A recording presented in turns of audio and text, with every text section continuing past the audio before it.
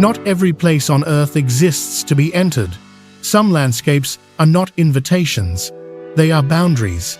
China's hidden mountain worlds are often presented as destinations, beautiful, dramatic, unforgettable. But beneath the spectacle lies a quieter truth. These places were not shaped with humans in mind. They formed long before paths, beliefs, or names existed. Stone rose, water carved, ice pressed.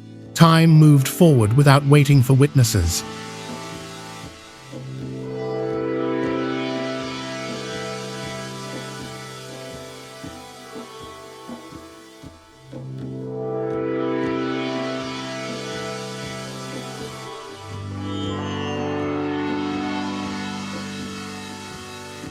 What we see today is not scenery.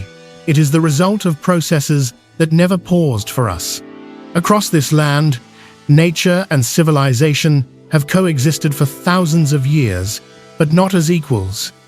In cities and valleys, humans reorganized space. Rivers were redirected, hills were terraced, stone was shaped into meaning. But as the terrain rises, something changes. Control thins, interpretation weakens. The land begins to speak in forms that cannot be negotiated. This journey is not about beauty alone. It is about thresholds.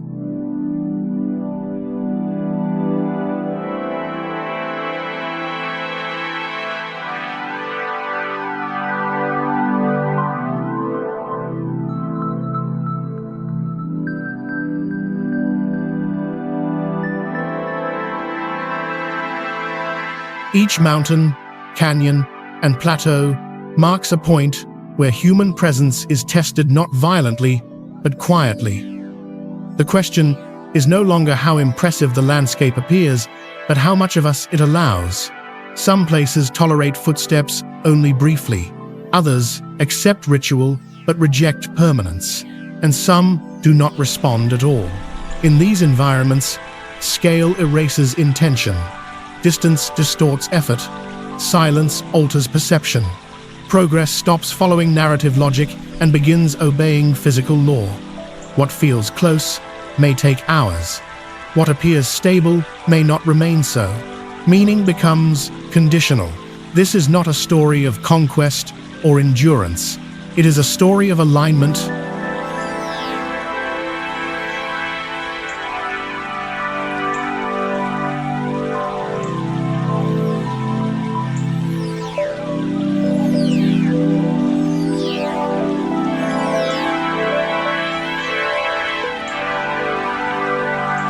As we move deeper from ancient towns, where humans remain central, to ridgelines where geology dictates movement, to high plateaus where presence itself loses relevance, the relationship shifts.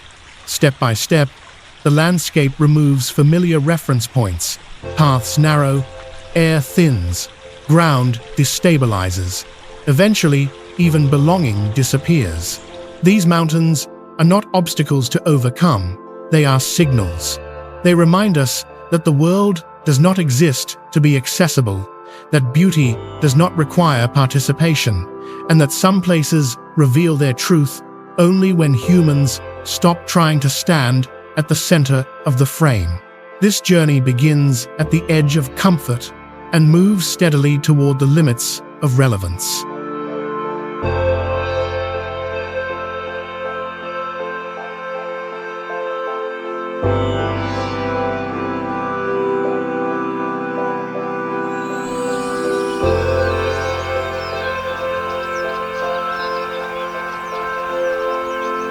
Before mountains withdraw from human scale, before silence hardens and altitude thins the body, there are places where the world still appears, arranged around human presence.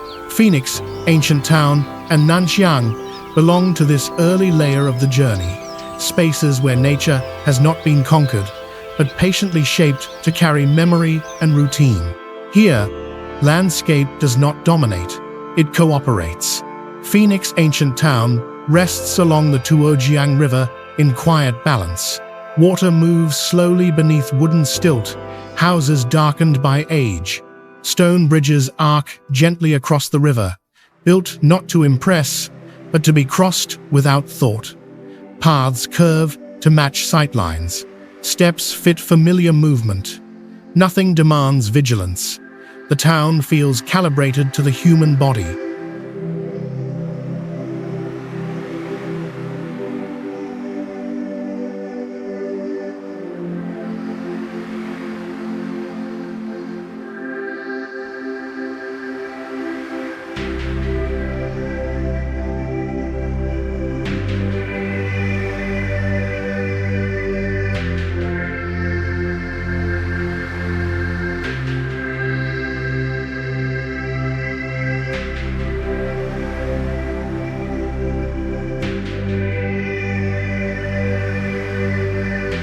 Nature becomes background rhythm. The river carries sound, light, and time, but never threat.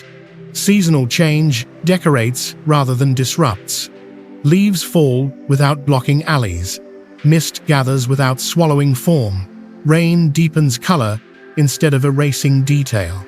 This is not wilderness, but a lived landscape, one that participates in daily life rather than interrupting it. Meaning here is reinforced, not questioned. Nanshan belongs to the same human-centered logic.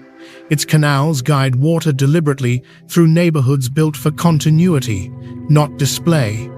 Houses face inward toward courtyards and streets. Bridges connect districts to maintain flow, not to overcome distance. Nature behaves here. It follows inherited rules.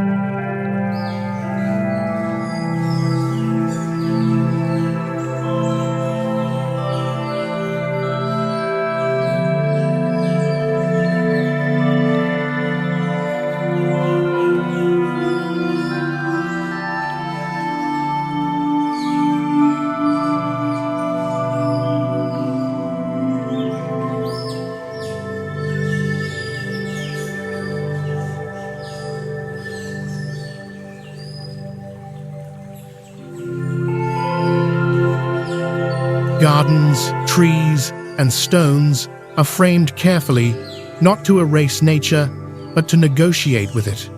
Silence arrives in pauses, not voids. Balance is visual, spatial, and social. These towns reflect an older worldview, that coexistence was possible. Water could be redirected. Stone could be shaped. Nature was not an adversary, but a partner if treated with restraint.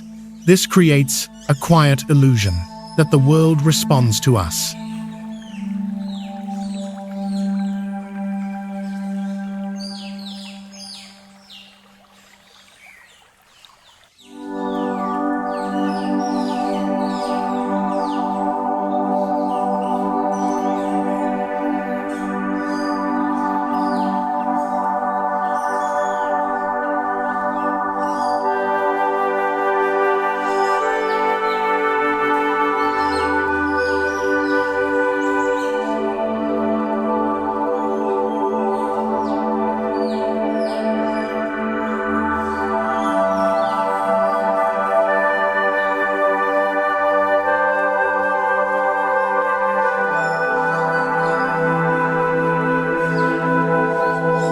Walking through Phoenix or Nanshang, one rarely feels small. Scale is forgiving. Horizons remain limited. Streets accept footsteps. Buildings absorb sound. The environment acknowledges presence. This is the last stage where familiarity holds. Unlike the landscapes that follow, where terrain resists interpretation and silence thickens, these towns operate within human time. Change occurs slowly and remains legible. Wood darkens, stone smooths. Even decay feels negotiated. They are resilient because they avoid extremes.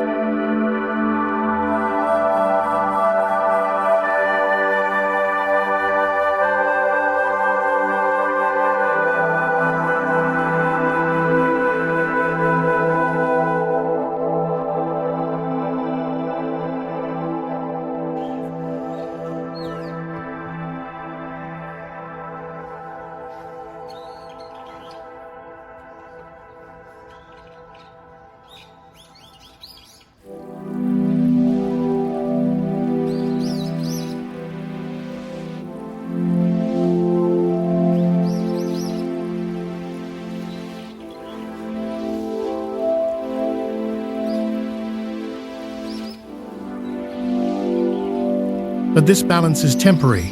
Phoenix Ancient Town and Nanxiang are not endpoints. They are thresholds, dependent on narrow conditions, predictable water, stable ground, moderate climate. Beyond them lie places where human-centered design no longer applies, where rivers cut too deeply, stone rises too sharply, and silence refuses narrative. Here, however, the center still holds. These towns do not teach survival, they teach belonging. And as the journey continues, that belonging will not break with violence or warning. It will fade quietly when the world no longer adjusts its scale to ours, not with resistance, but with indifference.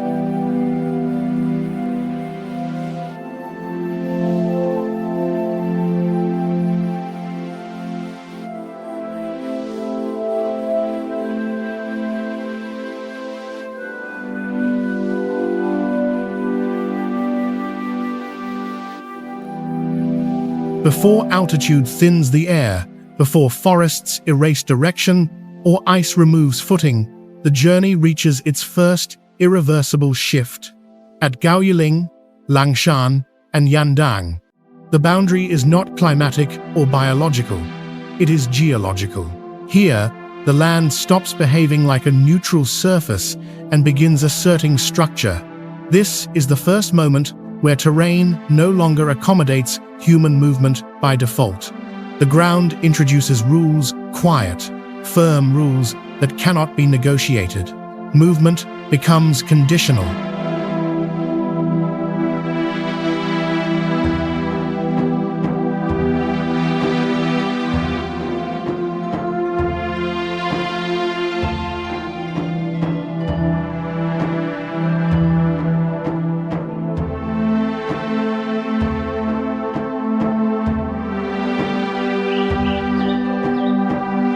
Gaoyiling reveals this shift with deceptive grace. Shaped by Danxia formations, its red sandstone ridges rise in smooth, flowing spines carved over millions of years. From a distance, the landscape appears gentle, almost fluid. Curves invite, color softens danger. On foot, the illusion breaks. Ridgelines narrow sharply. Slopes fall away on both sides. There are no buffers or margins for correction. Only one viable line forward exists, and deviation is final. Balance outweighs strength. Pace slows. Vision narrows. The ground feels solid, yet permission to stand on it is provisional.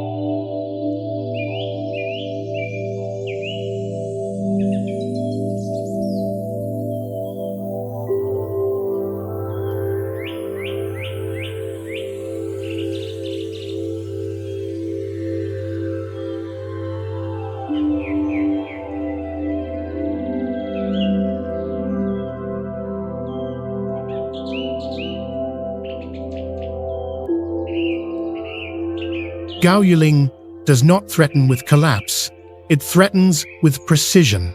Legends emerge naturally from this behavior. Dragons turn to stone, lights drifting along ridges, attempts to explain a place where sound carries strangely. Mist erases depth, and light stretches unnaturally across narrow spines. Langshan extends the challenge through fragmentation. Its limestone terrain abandons linear discipline for interruption. Peaks rise abruptly, valleys cut deep, ridges break apart. The landscape no longer flows, it fractures. Direction becomes uncertain.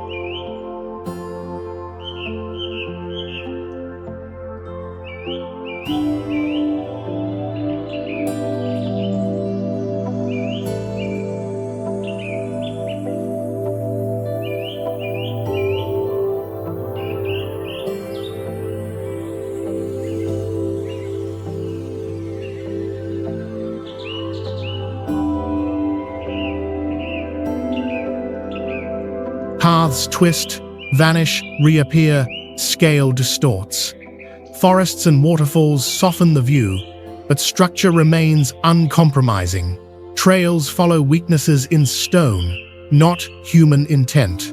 Movement becomes episodic, negotiated, moment by moment. Sacred sites cling to cliffs and ledges, not symbolically but conditionally. Access itself becomes meaning. The land filters presence.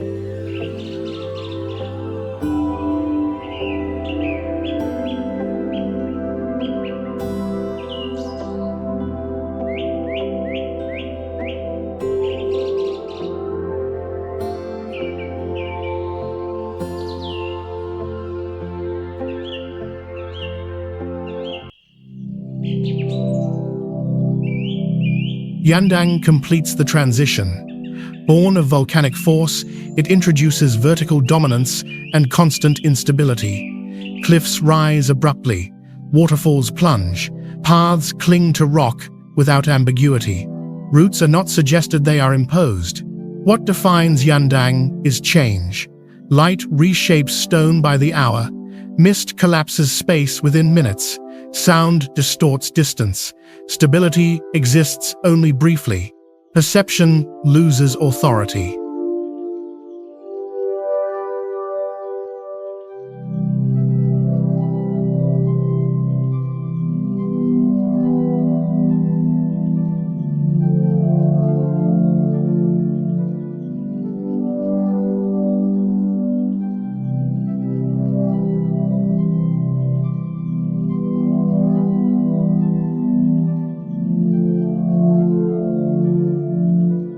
Across all three landscapes, a pattern emerges. The land no longer frames human activity, it frames itself. Infrastructure exists, visitors arrive, but the relationship has shifted. The ground now sets conditions. This is the first true boundary because it introduces asymmetry. Before this point, humans adjusted to nature. Here, nature adjusts humans. Pace slows, movement tightens, attention sharpens.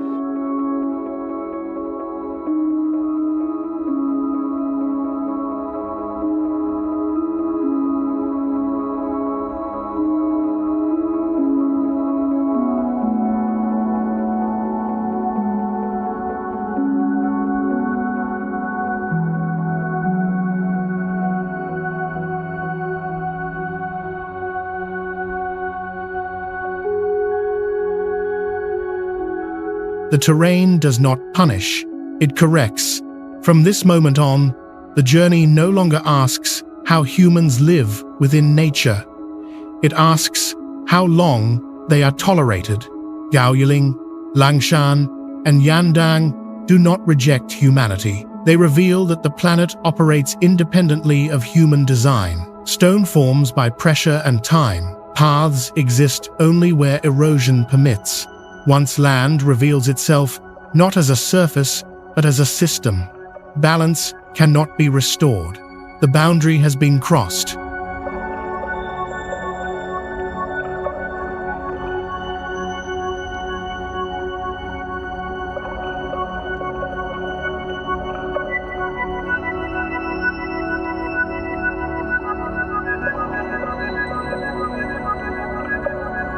After geology asserts structure, the journey crosses a different boundary, one defined not by danger or instability, but by meaning. At Mount Emei, Fanjingshan, and Longmen Grotto, nature is no longer merely encountered, it is understood as sacred. Landscape stops being neutral. Unlike earlier regions where terrain governs movement through form and force, these places shape behavior through belief. The primary constraint is no longer physical difficulty, but reverence. Presence is moderated not by fear, but by meaning.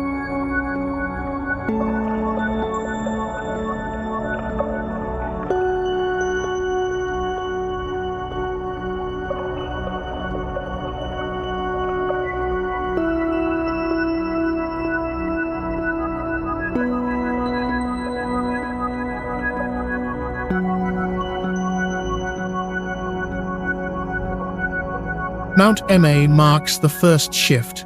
Rising from the Sichuan Basin, it is vast, forested, and enclosed. Mist dissolves distance. Vegetation softens form. The mountain conceals rather than confronts. Monasteries and stairways are woven into the forest, not imposed upon it. Architecture yields to terrain. Ma allows habitation, but only through humility. Pilgrimage here is repetitive rather than climactic. Steps accumulate slowly. Fatigue encourages patience. Views appear, then vanish into cloud. Even the summit rarely resolves the journey. Sacredness remains cyclical, not final.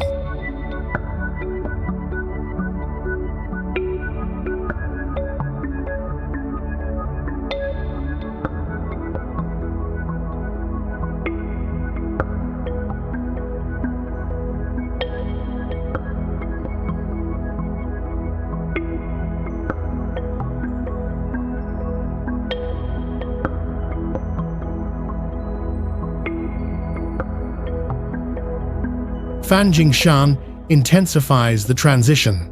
Its limestone peaks rise abruptly and stand apart. Access narrows, space compresses, movement becomes deliberate. The split summit forces pause and alignment. Sacredness becomes selective. Associated with Maitreya, the future Buddha, Fanjing is treated as a pure land. Geography enforces belief. Fragile ecosystems, steep ascents, and volatile weather limit access. Presence becomes conditional. The mountain does not punish. It withdraws accommodation.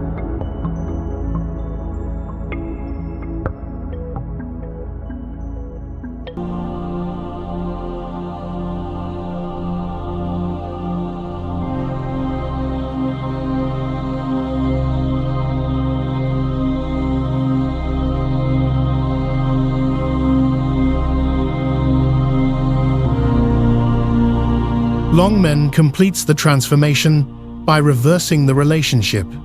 Sacredness is no longer found within nature. It is carved into it. Along limestone cliffs beside the Yi River, thousands of Buddhist figures emerge directly from stone. Monumental and intimate forms create a continuous devotional surface. The cliff ceases to be terrain, it becomes scripture.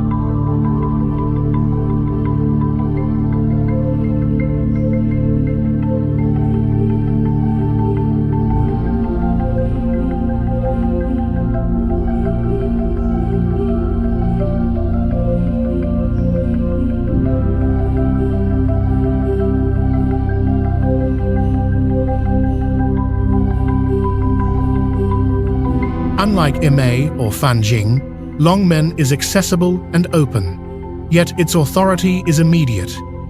Humans no longer move through nature. They inscribe meaning into it. Still, control remains partial. Erosion softens faces. Water stains stone. Time dissolves authorship. Sacredness endures. Form fades.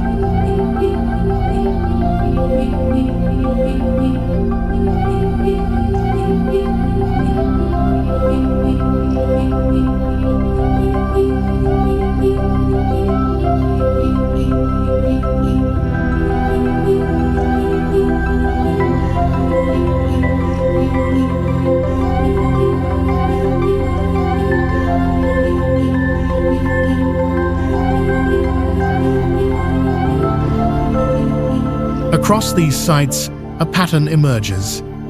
Nature is approached through ritual, restraint, and symbolism. Behavior changes, voices lower, movement slows, attention shifts from achievement to observance. The land reshapes conduct. This marks a critical midpoint in the journey. Humans remain present, but no longer central. Sacred landscapes reorder priorities.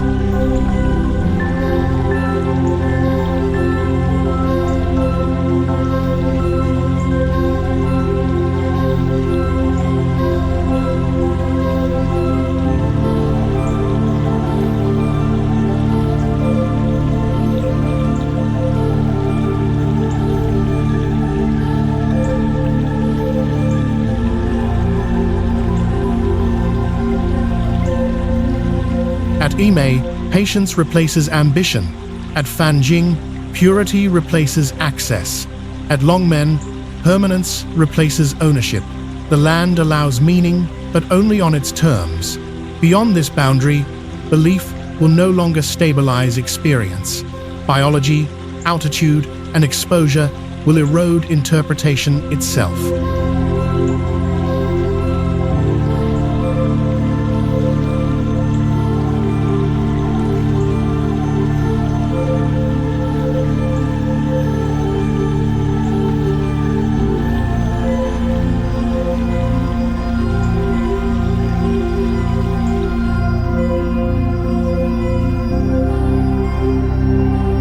Ma, Fanjing, Shan, and Longmen mark the last phase where meaning still holds the land in balance.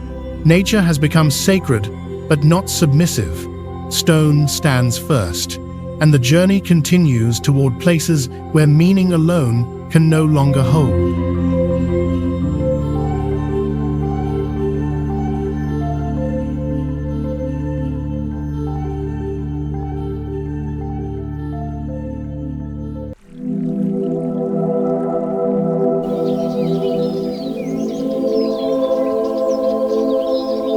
After sacred landscapes discipline behavior, the journey enters a more destabilizing phase 1, where meaning itself begins to fracture. At Zhangjiajie, the Stone Forest, and Yadan Devil City, the boundary is no longer spiritual or geological alone. It is perceptual. Here, form overwhelms cognition. These landscapes do not threaten the body directly. They undermine orientation, scale, and interpretation. The danger is not falling or freezing. It is misreading reality.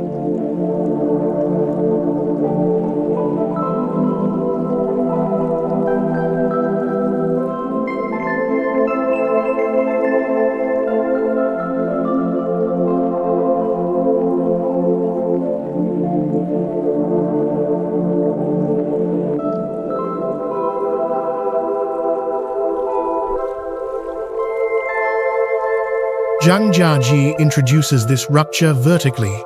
Thousands of sandstone pillars rise abruptly from forest, many over 1,000 feet tall. They stand isolated, yet crowded, forming a skyline without a horizon. Distance collapses. Depth becomes unreliable. What appears close may be far. What seems solid may conceal void. The eye loses authority.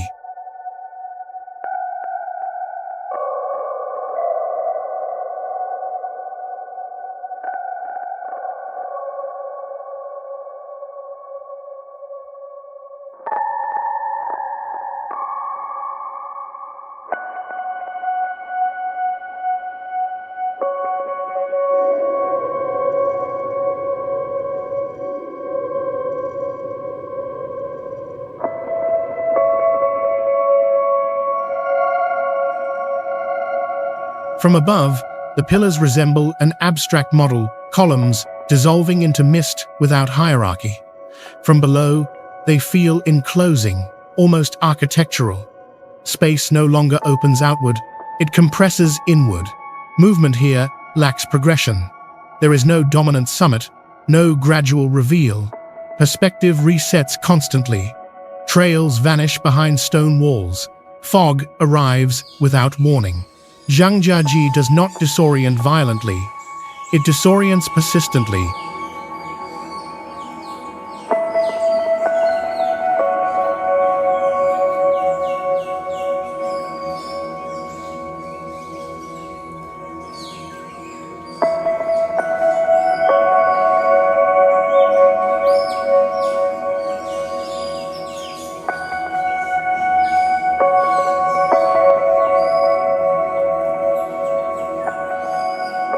This persistence gives rise to myth.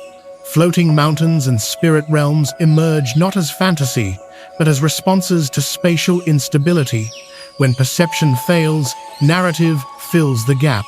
Form becomes belief. The stone forest deepens this erosion through density. In Yunnan, limestone pillars crowd tightly together, forming narrow corridors and dead ends. Unlike Zhangjiajie's vertical openness, This landscape traps movement horizontally.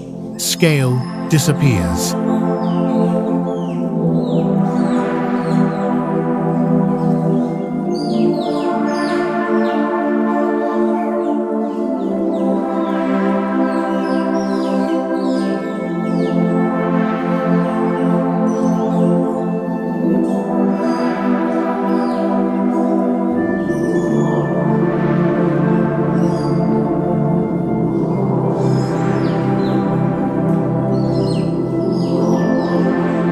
Stone walls erase the horizon. Sky fragments. Orientation depends on memory rather than sight. Turn after turn looks the same. The forest does not guide, it confuses. Sound ricochets and vanishes. Time stretches. Progress feels uncertain. The confusion is structural, not accidental. Geological processes produced forms that appear intentional but carry no meaning. The brain searches for pattern and fails.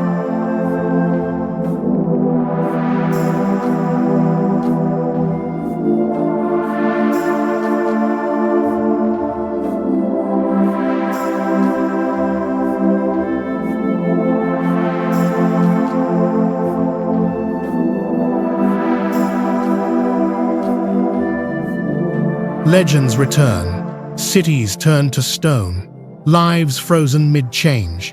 These stories restore coherence where perception cannot. Yardan Devil City completes the collapse by removing familiarity entirely. In open desert, wind-carved formations resemble ruins of a civilization that never existed. Towers, beasts, faces. Recognition becomes unreliable. There is no center, no hierarchy, no enclosure. Only exposure.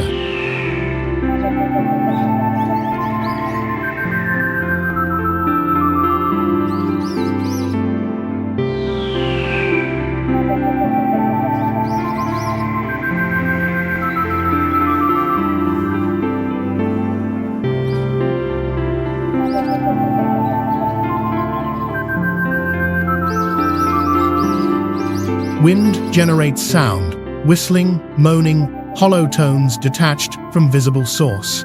At night, direction loses meaning, distance deceives, movement feels static.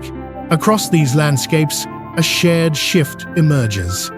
Vision misleads, memory destabilizes, expectation fails, the mind loses its advantage. Form replaces understanding.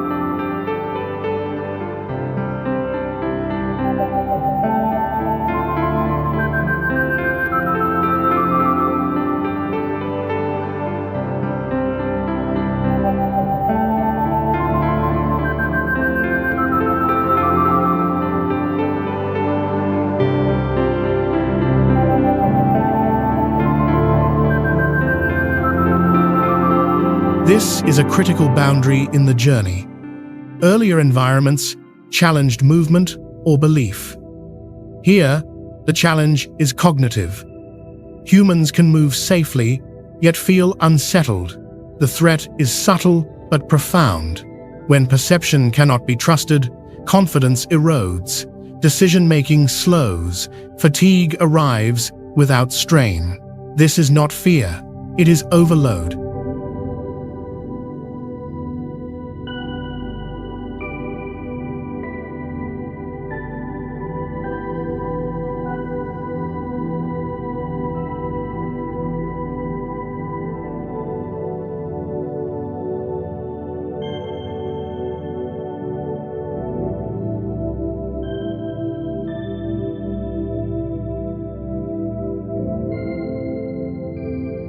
Zhangjiaji, the Stone Forest, and Yadan Devil City do not exclude humans. They allow movement and observation, but they quietly remove the assumption that seeing equals understanding. The ground remains. The sky remains. But between them, certainty has begun to dissolve.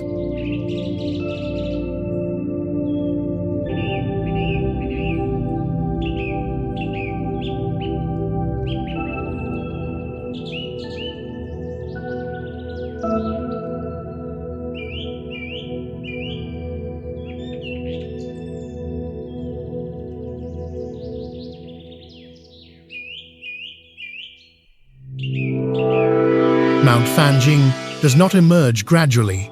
It rises abruptly from the forests of Guizhou, isolated, steep, and singular.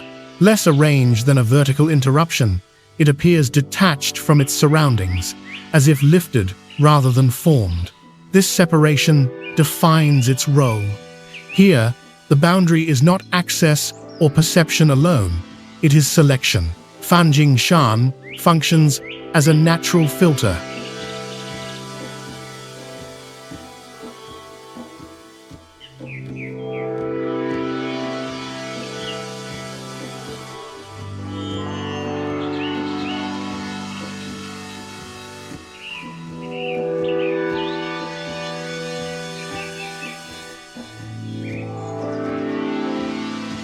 Geologically, it is the remnant of ancient metamorphic and limestone formations, left standing after surrounding material eroded away. What remains is a narrow, elevated core, fragmented and precarious. Peaks do not spread outward, they stand apart. Space is vertical, not horizontal. This geometry immediately reshapes behavior.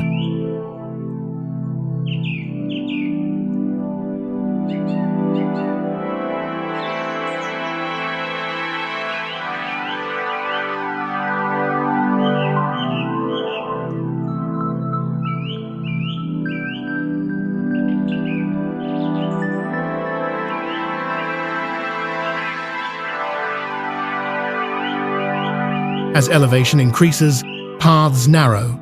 Forest gives way to exposed rock. Movement compresses into single file. There is no wandering, no exploration. Every step is prescribed. Fatigue accumulates not from distance, but from constraint. The split summit, two temples separated by a narrow stone bridge, embodies this condition. The rock divides cleanly, leaving no margin. Crossing is brief and absolute. There is no alternative route. The mountain does not threaten, it permits.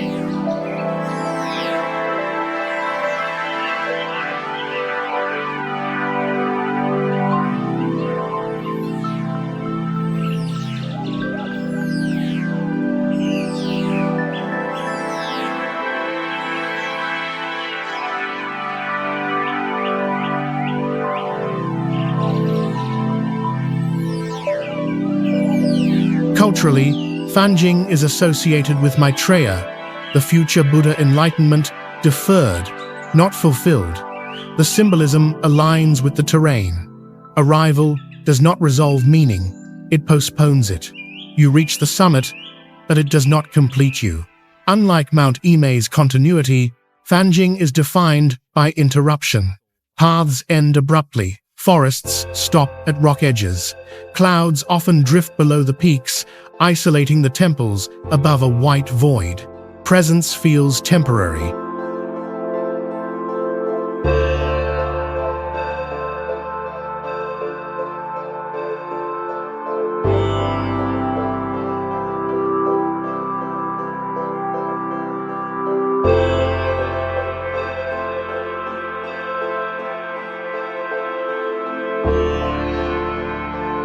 Biology reinforces this restraint.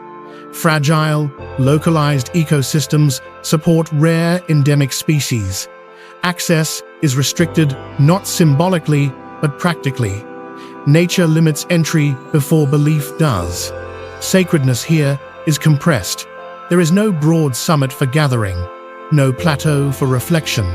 Experience concentrates into moments rather than journeys. The mountain does not invite contemplation. It demands alignment.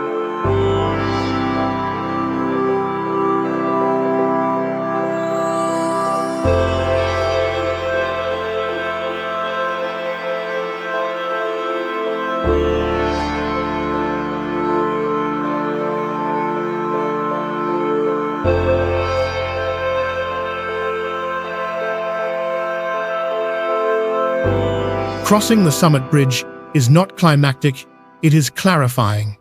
The act is silent and exposed. Attention narrows. Behavior reduces to function. Fanjing marks a turning point. Sacred space becomes conditional. Not everyone reaches the summit, not everyone crosses, and even those who do gain no sense of possession. The mountain remains unchanged.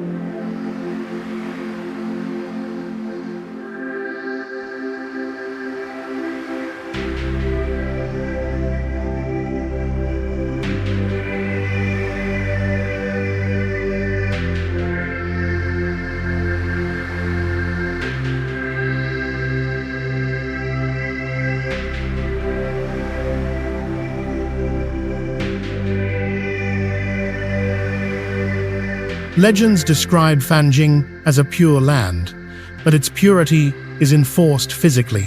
Fatigue, weather, and narrow geometry act as gatekeepers. Belief follows structure, not the reverse. This is where sacred space begins to thin. Beyond Fanjing, belief will no longer stabilize presence. Altitude will rise, climate will harden, isolation will intensify. Fanjing is the last place where meaning still aligns cleanly with terrain.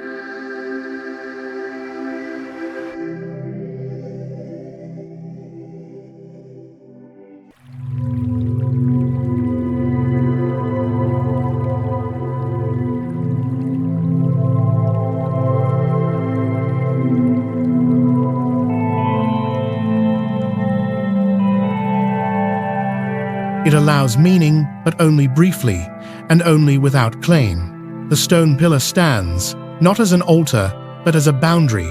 Beyond it, the journey enters landscapes where even sacred meaning can no longer hold the ground together.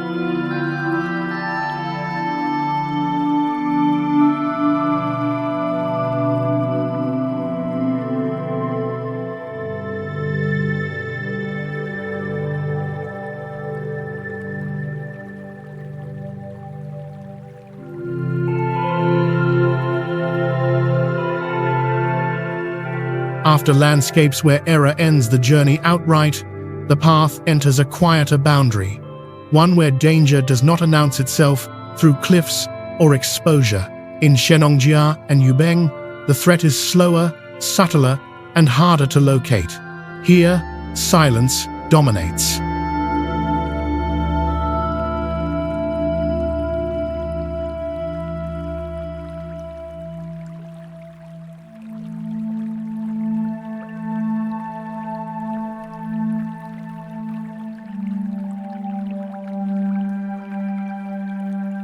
These primeval forests do not overwhelm through scale or spectacle. They absorb. Sound fades, distance blurs, time stretches. The environment does not confront human presence, it withdraws from it. This is not emptiness, it is containment.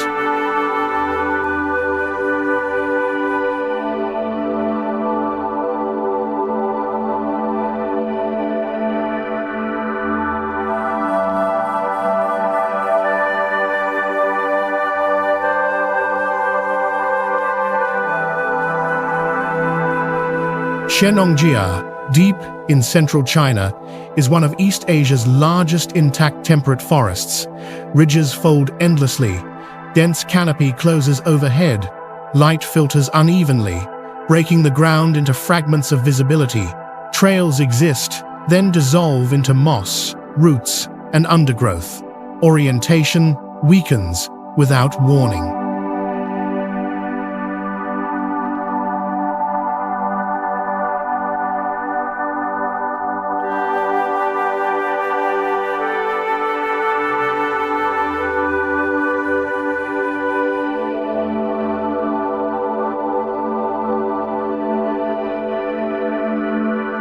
The forest rarely blocks movement, it redirects it.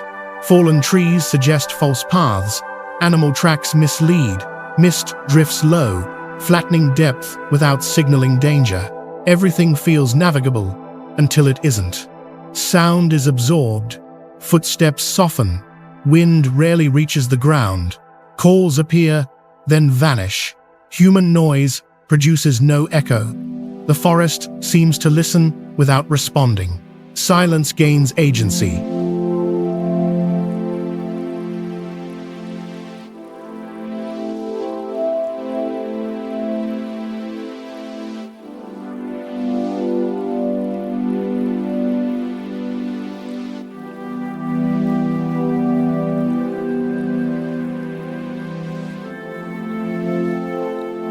This is why Shenongjia is associated with disappearance.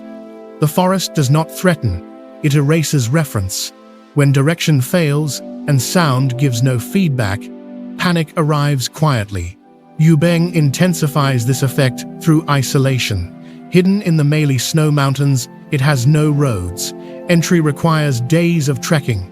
Once inside, modern signals vanish completely. No engines, no networks, no external time. Disconnection becomes total.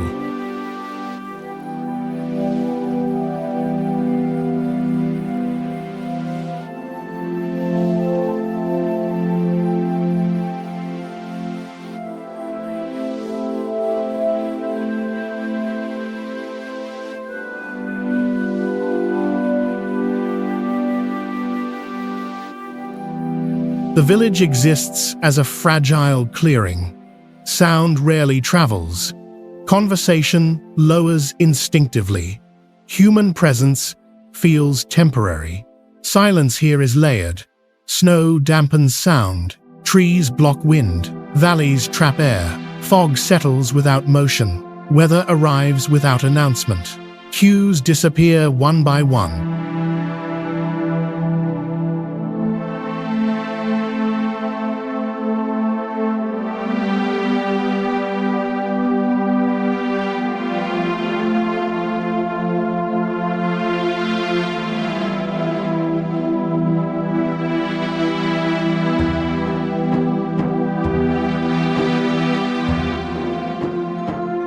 Forests offer no horizon. Vision ends within meters. The future cannot be seen. Awareness compresses into the present, not through urgency, but unknowability. Time stops behaving normally. Fatigue accumulates without effort. Small errors go unnoticed, slight deviations, misjudged distance, lost daylight. Nothing feels wrong until everything is. The forest is not empty. It is unreadable.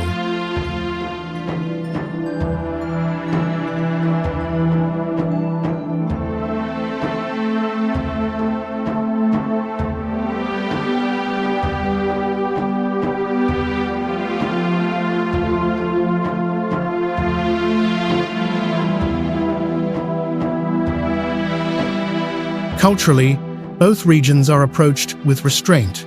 Shrines and markers do not claim space, they acknowledge it.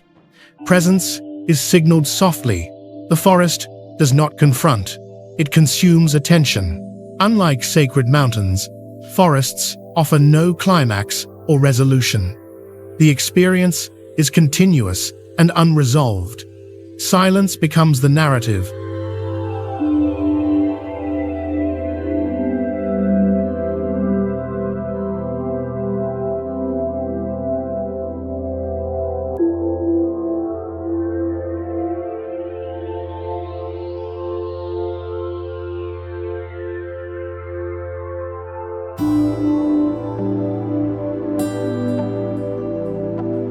This is why forests are dangerous psychologically. Without feedback, internal noise grows louder. Confidence erodes without drama. The forest does not trap you. It lets you wander. This boundary introduces a new vulnerability. Earlier landscapes punished miscalculation. Forests punish inattention. Danger accumulates slowly.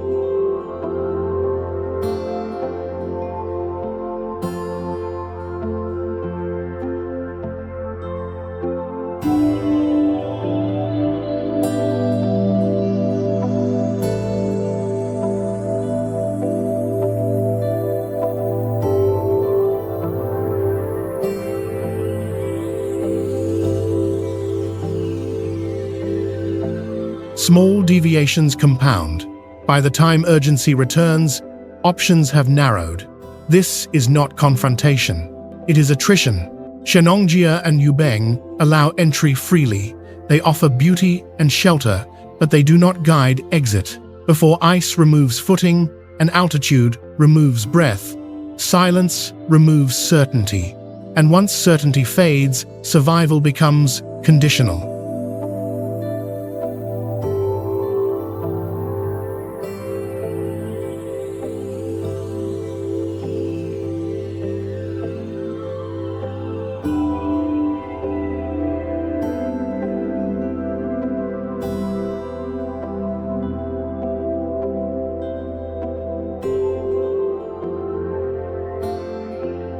Wangxian Valley does not confront the visitor.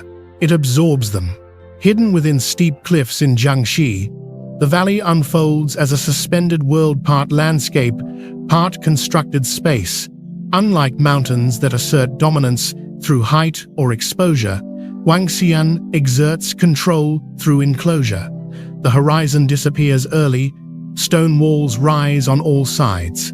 The sky narrows to a thin ribbon overhead.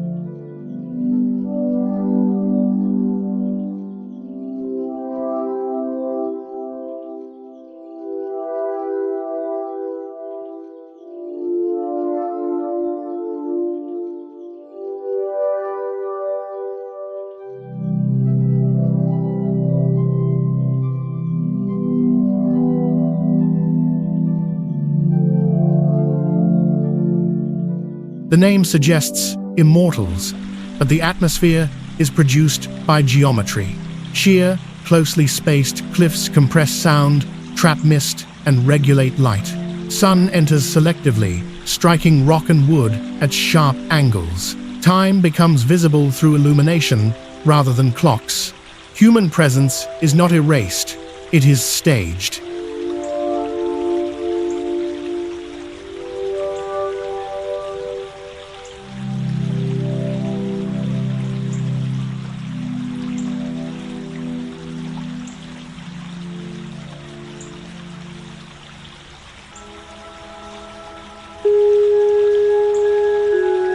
Wooden houses cling to cliff faces, set on stilts or embedded into stone. Walkways suspend between walls, fading into shadow before reappearing. Architecture follows fractures rather than flattening terrain. Everything feels provisional, placed with permission rather than authority. Movement is constrained, yet continuous.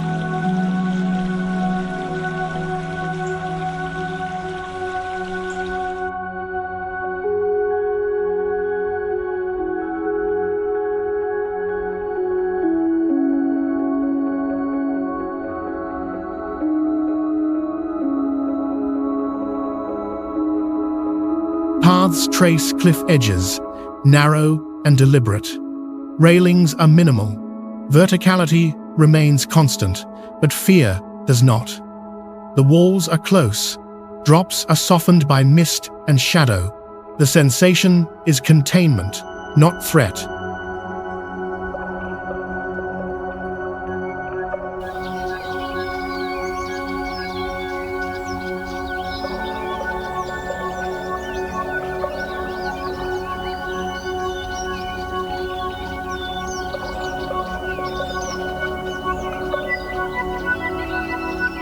Water descends in narrow streams from unseen heights.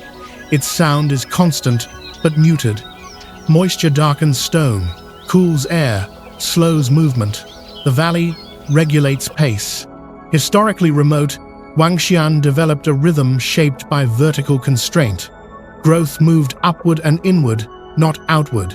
That logic remains.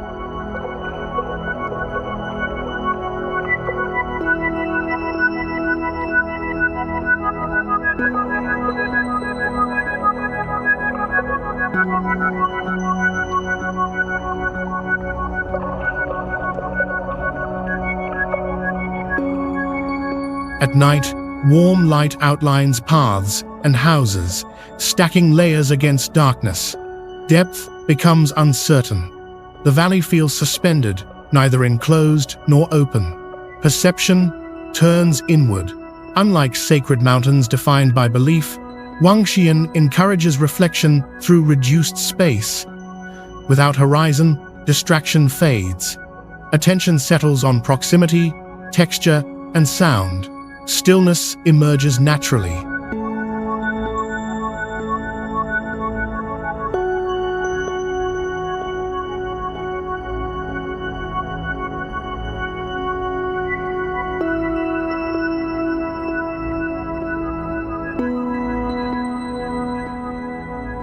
Modern infrastructure exists, but it does not dominate. The cliffs set the terms, buildings obey, movement adapts. This balance defines the valley's power. Wangxian is not a boundary of danger or faith. it is a boundary of scale. By limiting expansion, it sharpens presence. The valley does not overwhelm, it concentrates.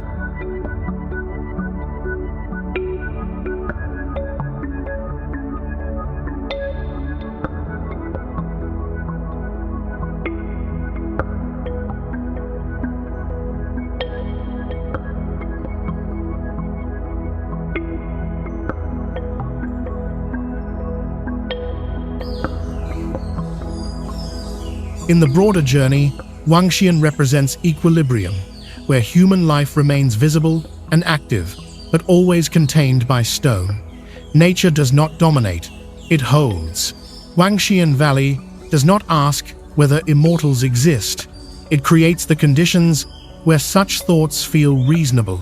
And in doing so, it reveals that the most powerful landscapes are sometimes those that do not push us away, but quietly refuse to expand around us.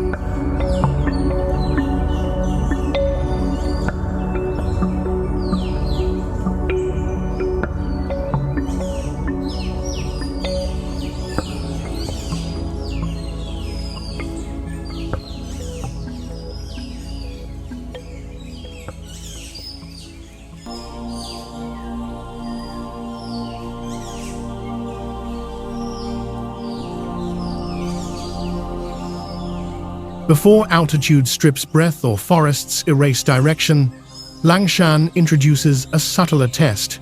It does not overwhelm through height or exposure. It destabilizes through structure. Here, limestone refuses clean lines or continuity.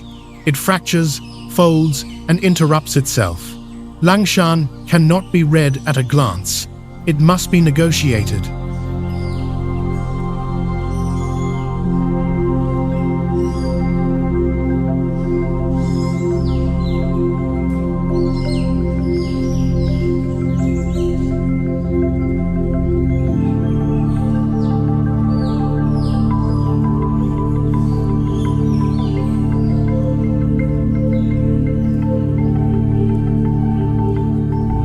In southern China, the mountain is shaped by limestone dissolved unevenly over millions of years. Cliffs rise abruptly, then collapse into deep valleys. Peaks form sharply, only to dissolve into broken ridgelines. Nothing holds its shape for long. Perception is forced to reset again and again. Orientation begins to strain.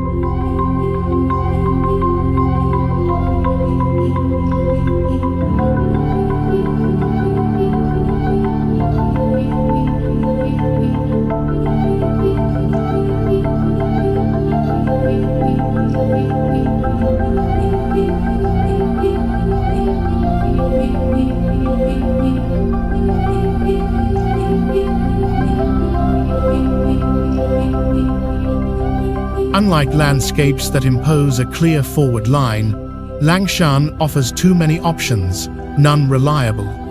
Paths twist, vanish behind stone, reappear at unfamiliar angles. Distance stretches and compresses unpredictably. What appears close may take hours. What seems shallow may drop suddenly. The terrain does not guide, it tests.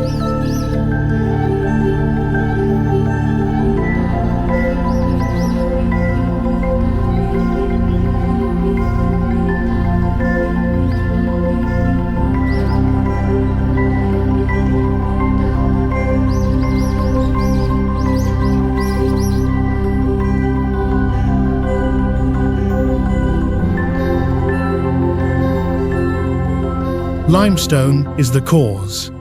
Water cuts vertically and laterally at once, creating caves, clefts, and overhangs that erase hierarchy. There is no dominant summit to anchor direction. Space fragments into compartments. Movement becomes episodic. Forests and waterfalls soften the scene, masking structural severity. Vegetation grows densely where stone allows it. Water flows visibly and underground, creating an illusion of continuity. But beneath this softness, the land remains discontinuous. Beauty conceals complexity.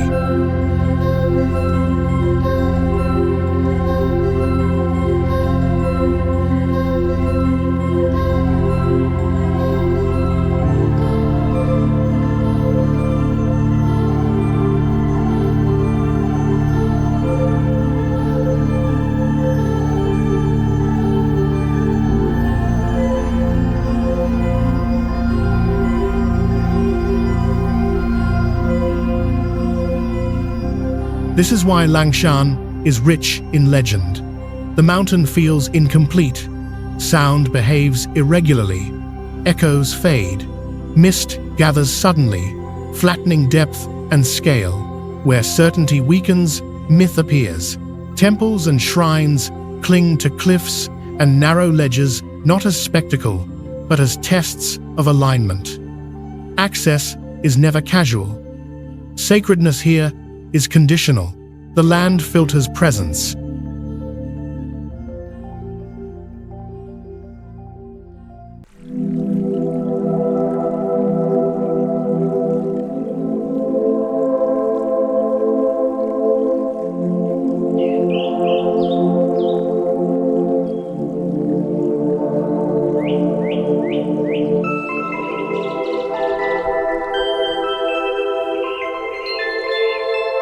Human structures adapt to fracture and slope. Steps follow weaknesses in rock. Buildings yield repeatedly to geology. The hierarchy is subtle but clear. The mountain leads, humans follow. Langshan does not inspire fear through danger. The risk is misjudgment, trusting continuity that does not exist, committing too early to a path. Correction comes slowly, through delay and uncertainty. Fatigue arrives without explanation.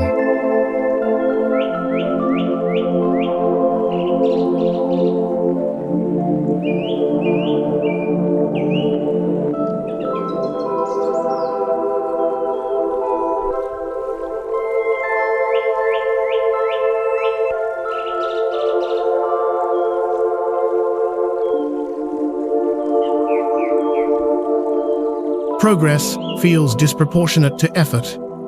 Elevation gained does not match exertion. Descents demand as much focus as ascents. The body moves, but confidence erodes quietly.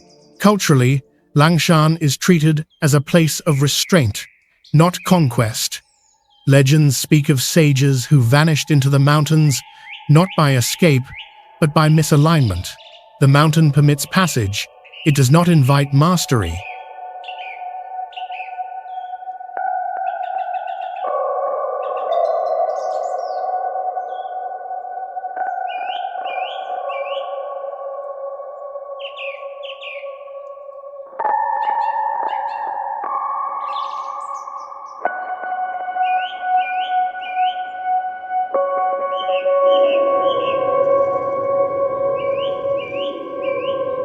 Langshan marks a critical stage in the journey.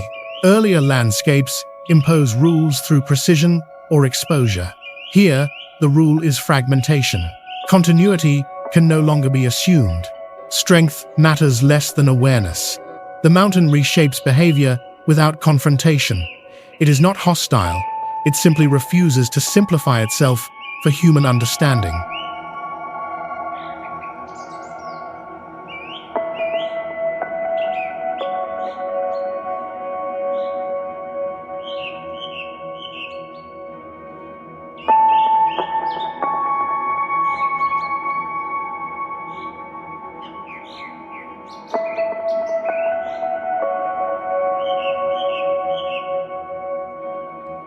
Langshan does not reject humanity. It destabilizes assumption. And once assumption fails, familiarity can no longer be trusted. From here forward, landscapes will grow colder and more absolute. But the first fracture begins here, in limestone that will not align, in paths that will not resolve. The mountain does not block the way, it complicates it. That is its power.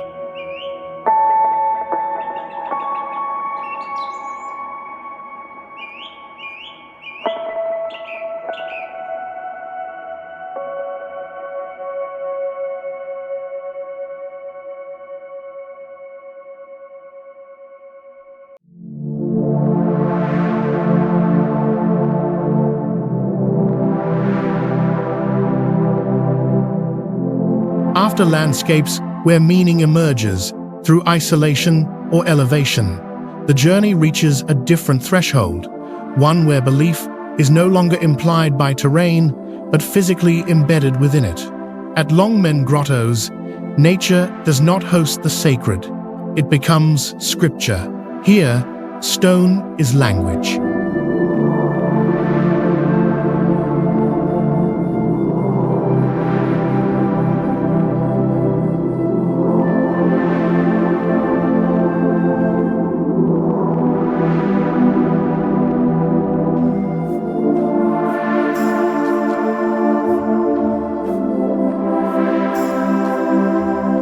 Along the Yi River near Luoyang, Longmen is neither remote nor dangerous.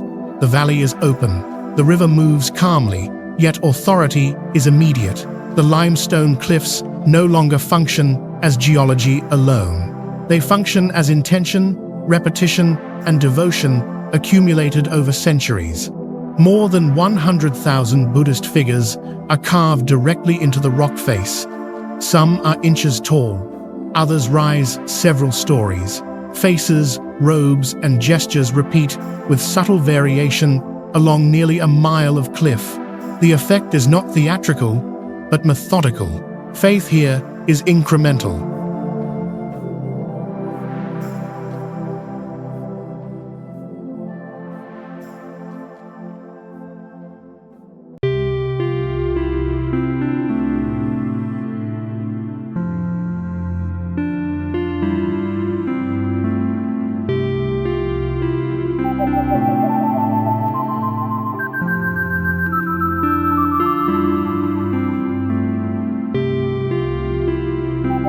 Unlike sacred mountains shaped by scale or difficulty, Longmen draws power from density and persistence.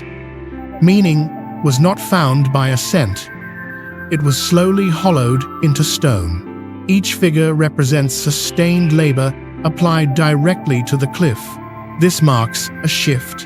Elsewhere, sacredness arises from restraint, what the land allows.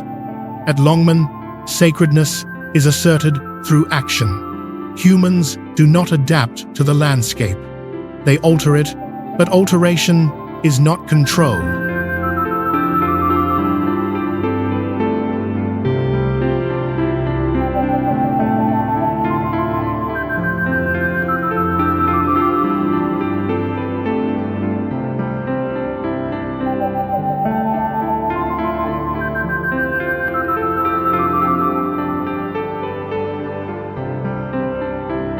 Limestone fractures unpredictably.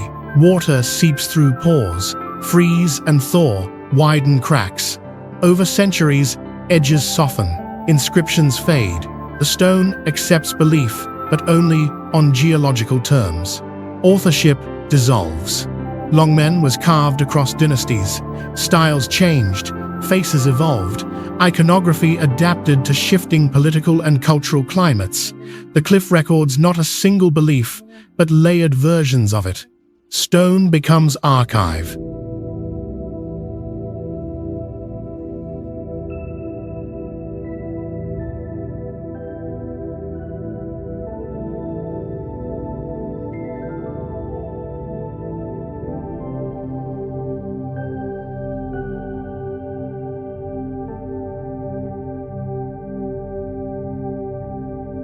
Walking along the river path, movement follows sequence rather than terrain. Monumental figures anchor sections of wall. Thousands of smaller carvings fill the spaces between. Scale oscillates. Attention never settles. The cliff dictates pace.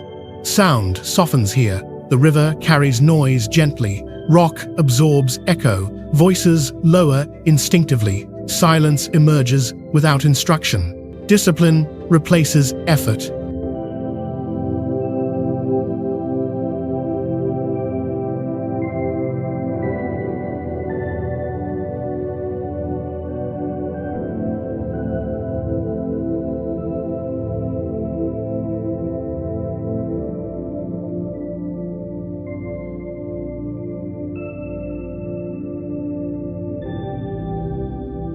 Unlike earlier sacred sites where reverence is earned through endurance or separation, Longmen cultivates restraint through proximity. The sacred is visible and close, yet inaccessible. The figures watch, but do not invite. Reverence replaces engagement. Damage is visible. Heads are missing. Faces are scarred.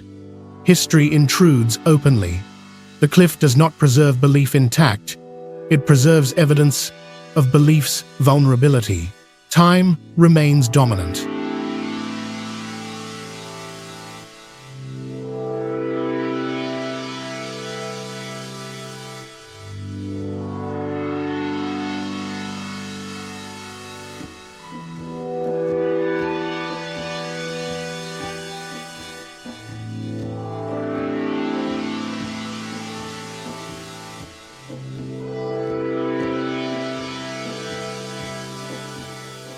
The river flows as it always has. The mountain endures despite millions of chisel strikes. Human effort alters the surface, not the system. Meaning accumulates. Geology persists. This tension defines Longmen. It represents a moment when belief sought permanence, when devotion was carved with confidence that it would endure. Standing before softened features and eroded inscriptions, the opposite becomes clear. Stone remembers effort, not intention.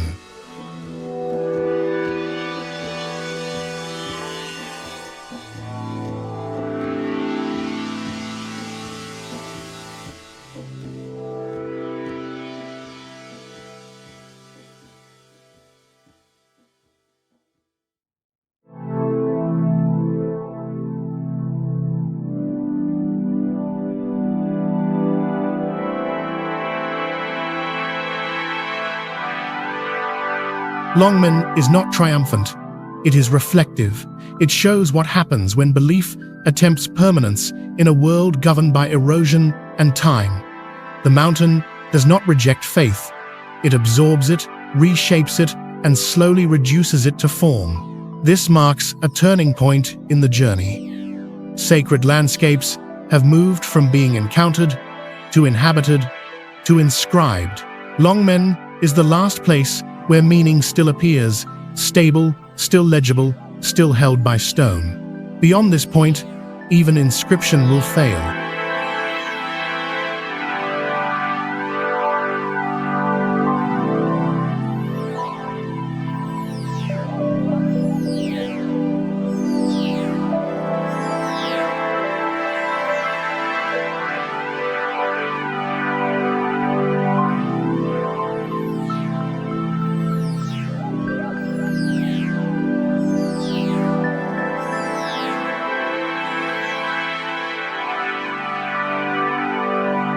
Future landscapes will erase symbols entirely. There will be no surfaces left to carve. Longmen stands at the edge of that transition. Here, faith is visible. Here, devotion is measurable. Here, stone still carries story. But even here, the lesson is clear. The mountain does not serve belief. Belief serves the mountain briefly. And when time finishes its work, only structure remains.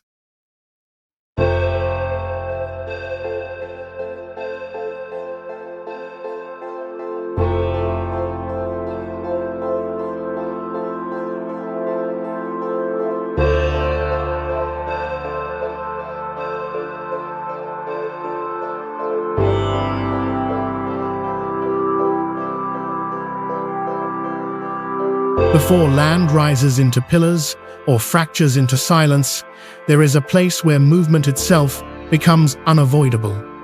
At Huko Waterfall, the Yellow River does not negotiate. It narrows, accelerates, and commits. This is not a landscape of height or depth. It is a landscape of force.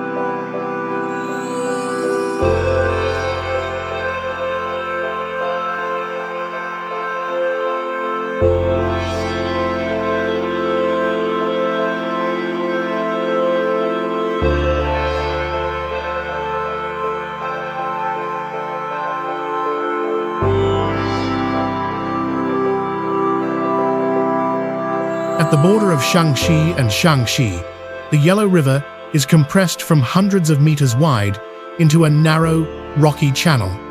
The change is abrupt. Stone walls close in. Lateral flow disappears. Water becomes momentum. The river is no longer flowing, it is breaking through.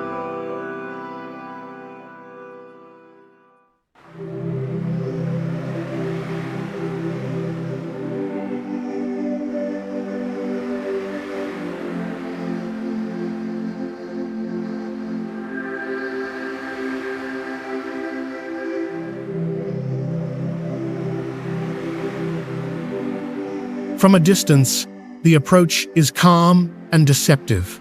The surface moves with familiar rhythm. There is no warning. Then the land tightens its grip, and the ground vanishes. The river drops more than 20 meters into a confined basin, exploding into spray and thunder. Sound does not echo, it occupies. Conversation collapses. Thought compresses. Hukou announces itself as presence, not spectacle. It does not invite contemplation. It demands attention.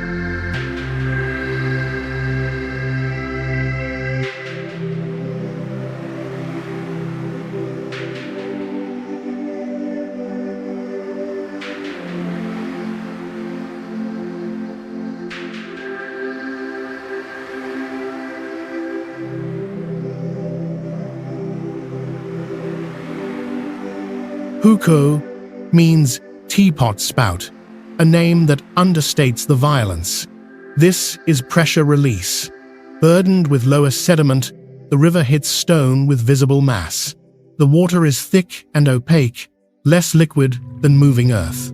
Here, water behaves like geology in motion.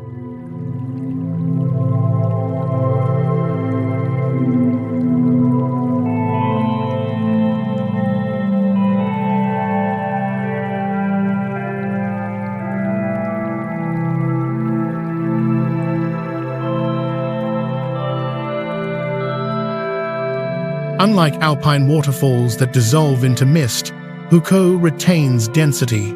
Foam rises brown and turbulent. Spray carries grit. The river's color, earned across thousands of kilometers, becomes inseparable from its force. Stone shapes water, but water carries stone forward. Perception shifts.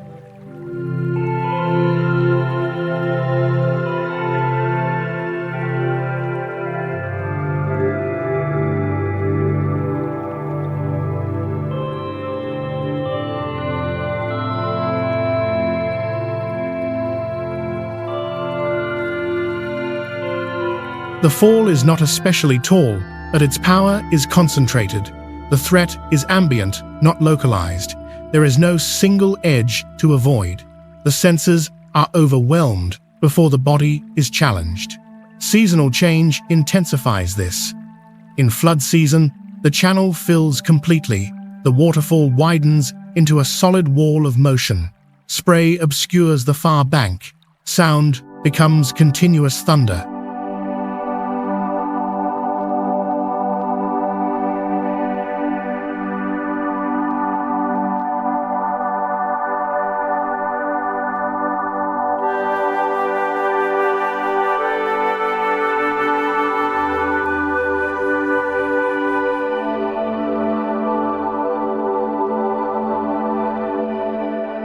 In winter, ice forms along the edges, clinging to rock while water roars beneath.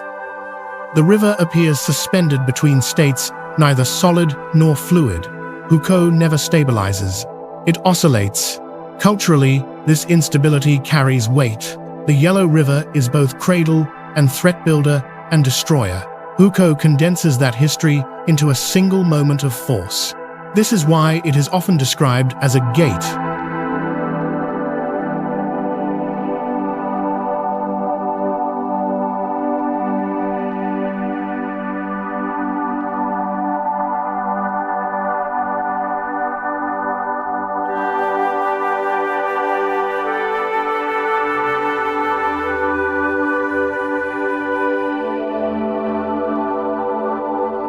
Myth speaks of dragons and spirits not as ornament, but as attempts to frame inevitability. The river cannot be reasoned with. Unlike carved cliffs or sacred peaks, Hukou contains no inscription. Meaning is not placed here, it is stripped away. Prayer dissolves into sound. Ritual disappears into spray. The environment destabilizes meaning.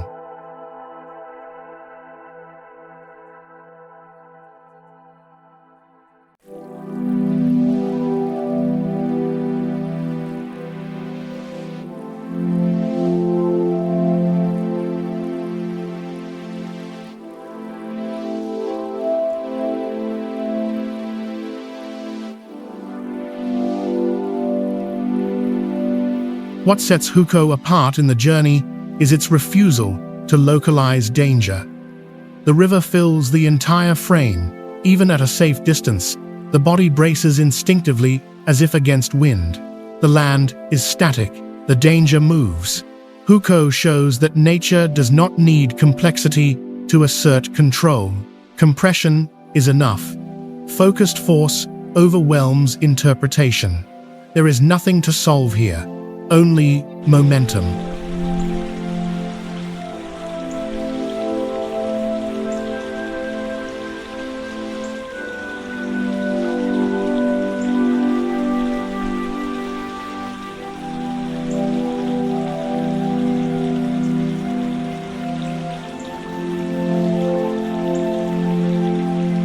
Before altitude thins breath or ice removes footing, water alone can redefine scale, not by rising above us, but by passing through relentlessly. The Yellow River does not block the path. It opens it by tearing forward.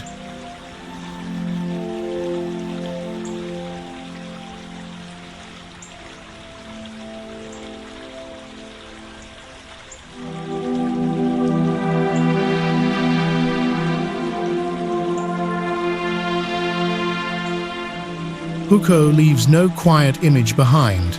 Only vibration in the chest, pressure in the ears, and the certainty of standing beside something that cannot slow down. This is the gate, and once past, danger is no longer measured by height or distance, but by force, persistence, and motion that cannot be stopped.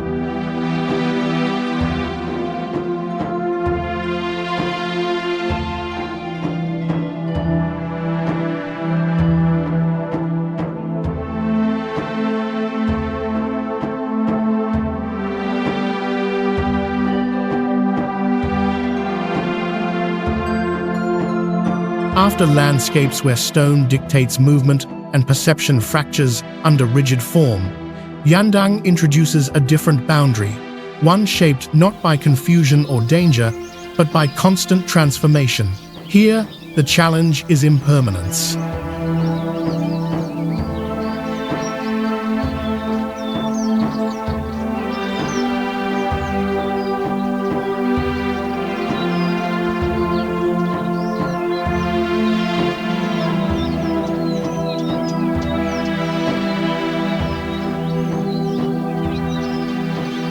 Yandang is not a single mountain, but a volcanic system fractured over time. Ancient eruptions laid down basalt and rhyolite, later carved by water, wind, and tectonic stress into cliffs, gorges, and isolated stone columns. What defines the land is contrast. Vertical walls rise abruptly from forested basins. Waterfalls cut through rock with sudden force. Space shifts between enclosure and exposure within minutes. Nothing here stays fixed.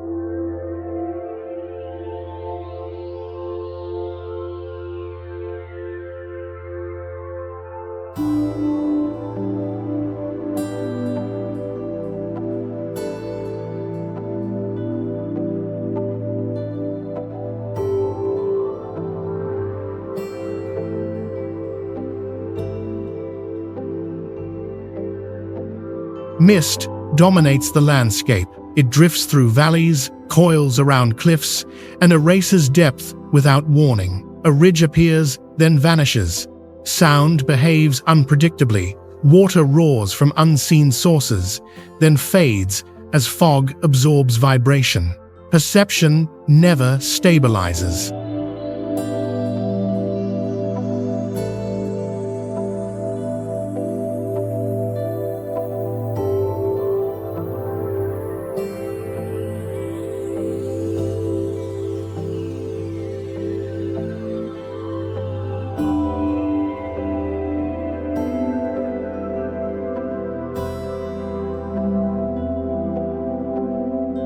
Unlike karst mountains that harden space into rigid geometry, Yandang softens structure through atmosphere.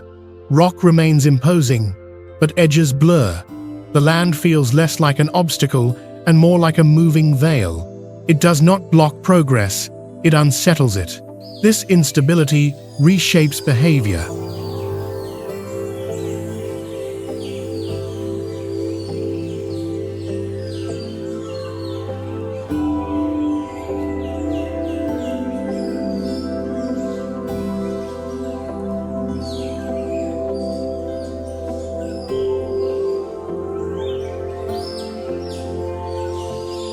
Movement slows from uncertainty, not fear. Attention turns inward as the body continually recalibrates to shifting visibility. Yandang demands neither precision nor endurance. It demands presence. For centuries, monks and scholars came here to encounter instability deliberately. Temples cling to cliffs or hide within folds of rock, revealed only when mist briefly clears. Nothing promises permanence. Not views, not paths, not clarity. The environment trains acceptance.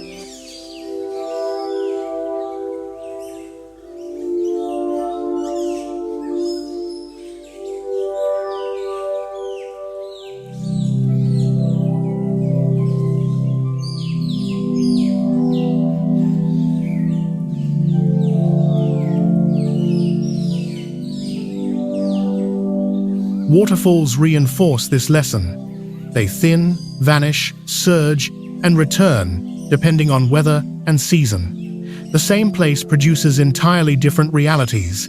Certainty dissolves. Yandang's volcanic origins underscore the message. Sudden creation gave way to slow erosion. Hard stone fractured into softer forms.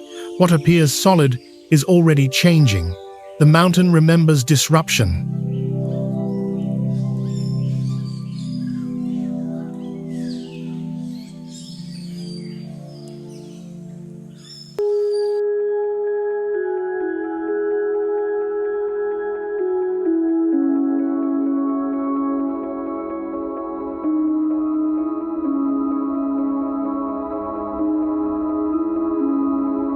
Local legends reflect this. Stories emphasize appearance and withdrawal, insight and disappearance. Figures emerge briefly, then fade. Visibility itself is temporary. Unlike sacred peaks that stabilize belief, Yandang unsettles it. Meditation here is not about clarity, but release.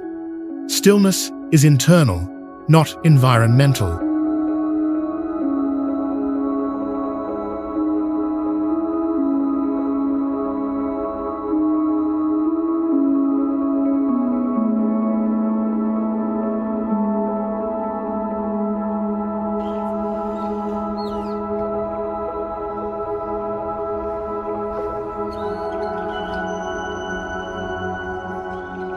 This makes Yandang a transitional space.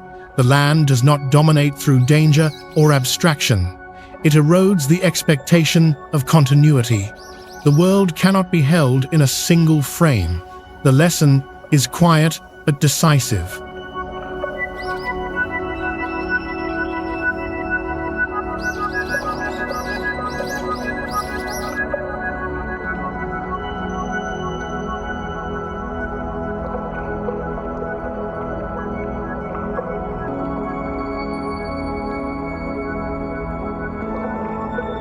Nothing breaks, nothing threatens, yet orientation and confidence soften under mist.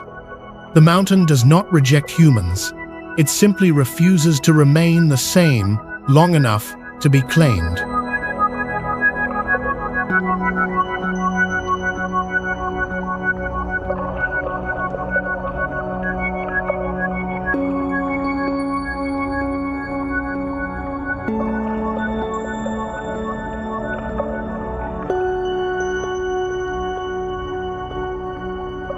By the time one leaves Yandang, awareness has shifted.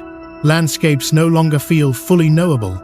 From here onward, environments will grow colder and harsher, but the psychological shift begins here. Before nature overwhelms strength or breath, it dissolves certainty. The mist lifts. The cliffs remain. Understanding does not.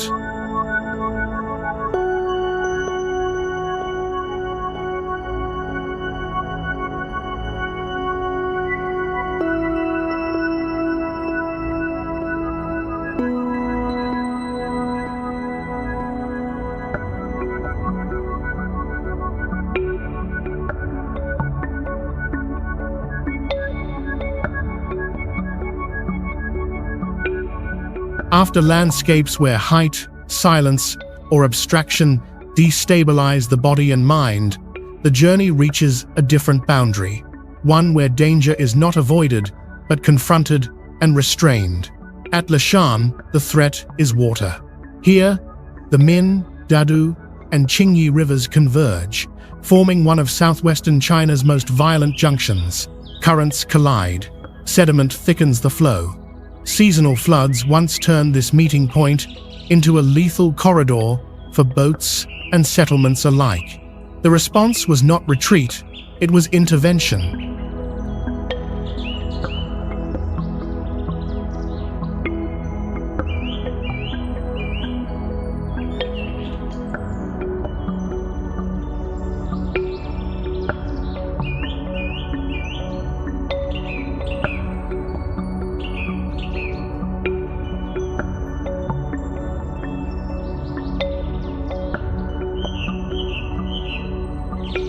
Carved into a red sandstone cliff overlooking the rivers, the Leshan giant Buddha rises more than 230 feet tall.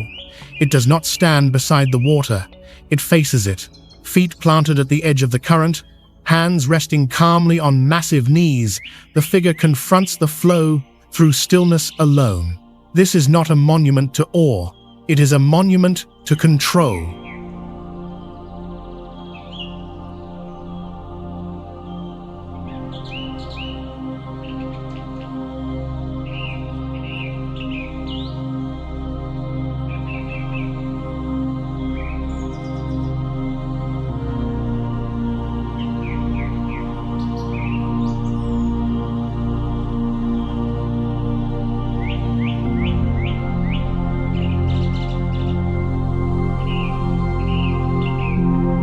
Unlike sacred mountains that withdraw from danger, Leshan is embedded within it. The Buddha's scale mirrors the scale of the threat. It reveals itself gradually, then overwhelms at close-range fingers the size of human bodies, toes like carved platforms, a face spanning several stories. Yet the expression remains neutral, unmoved.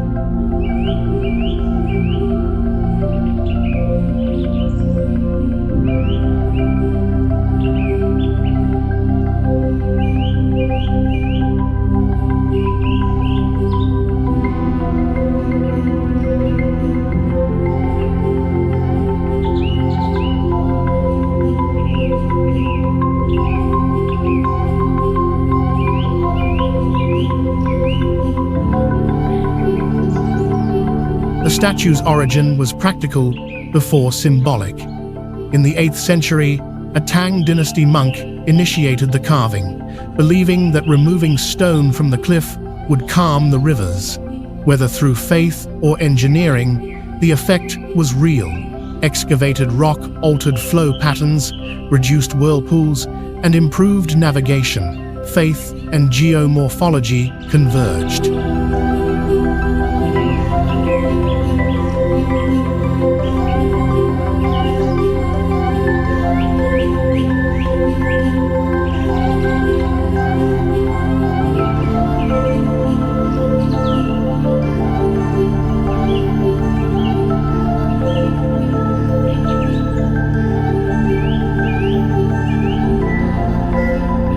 This distinguishes Leshan from earlier sacred sites. Elsewhere, reverence emerges through submission or inscription. Here, belief functions as infrastructure. The sacred is not elevated above danger. It is used to stabilize it. Hidden within the statue is an advanced drainage system. Channels run through the hair, collar, and limbs, diverting rainwater away from vulnerable surfaces. For more than 1,000 years, this design has protected the sculpture from erosion. Stillness becomes function.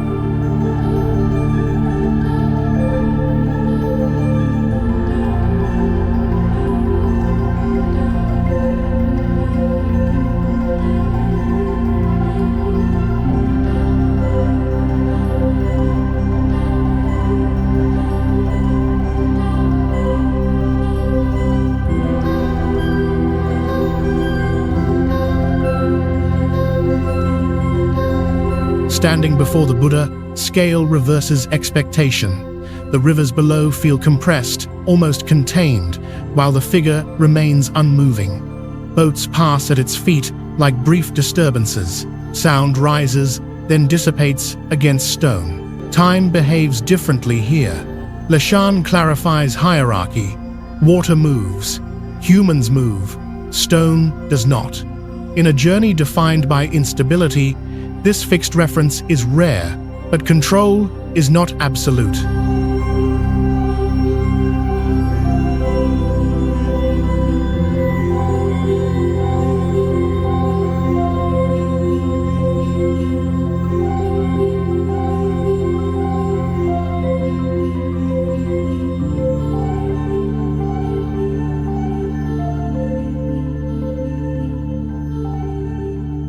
Floods still rise, sediment still shifts. The statue stabilizes one point, not the entire system. Leshan does not claim dominance over nature, it claims containment. Some forces cannot be eliminated, only moderated.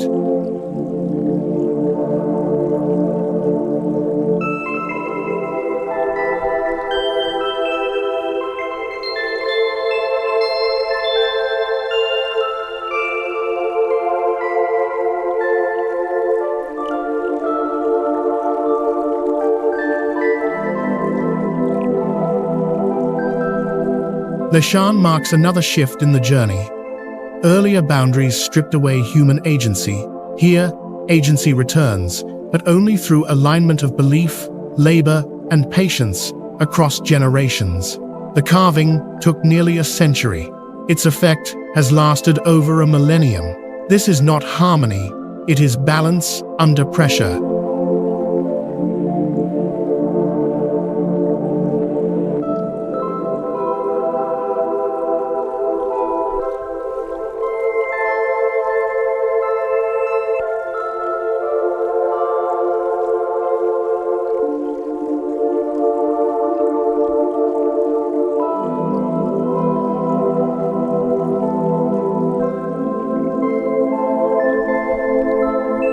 Beyond Leshan, the journey will return to landscapes where control dissolves again.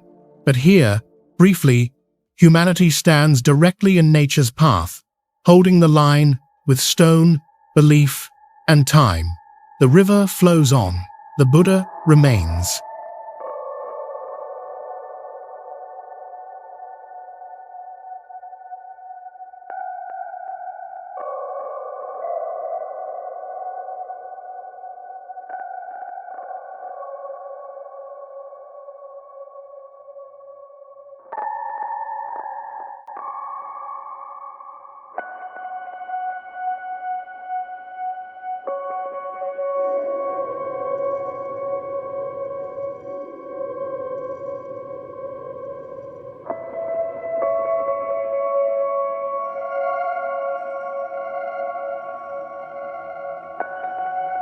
After landscapes where belief reshapes mountains and rivers, the journey enters a quieter, heavier space, one where faith no longer rises outward but retreats inward, carved directly into stone.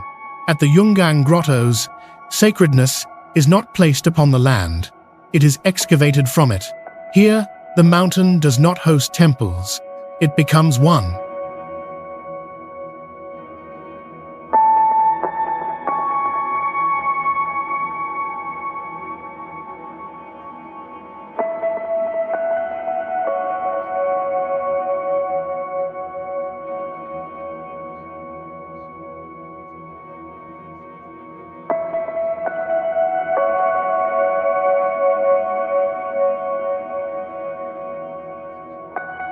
Near Datong in northern China, the Yungang grottos form a vast corridor of belief, cut into sandstone cliffs along the ancient Silk Road. More than 50 major caves and tens of thousands of statues extend across the rock face, not as a single monument, but as a sequence belief arranged horizontally, step by step. Movement here is deliberate. There is no ascent, no conquest. One proceeds. This shift is crucial.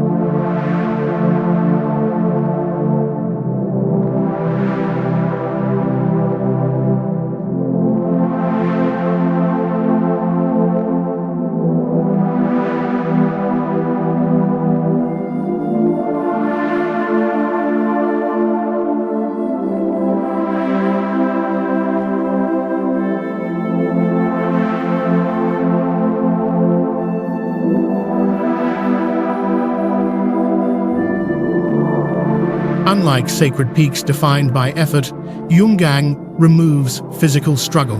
Paths are stable, space is controlled. The environment imposes stillness instead of challenge. Sound softens, pace slows. Attention turns inward.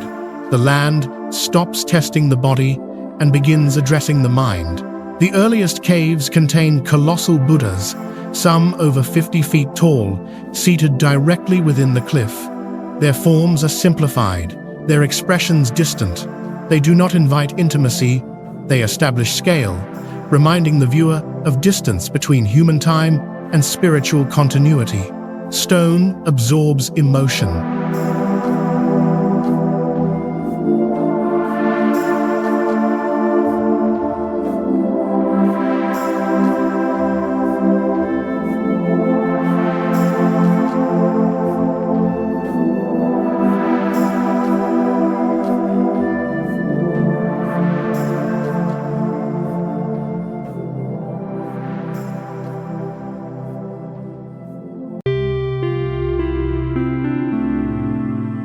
As the caves progress, the figures become smaller and more detailed.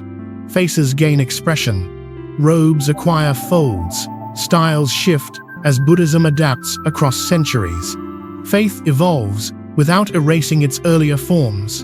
The mountain preserves all versions at once. Yungang exists in partial shelter. Light enters selectively. Shadows linger.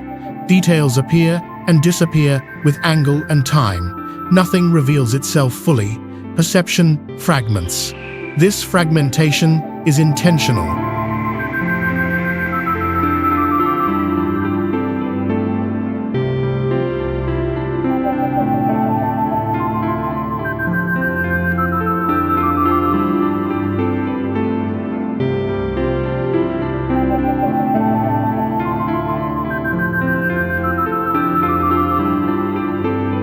Repetition replaces focus. Cave after cave, figure after figure, the impulse to analyze dissolves.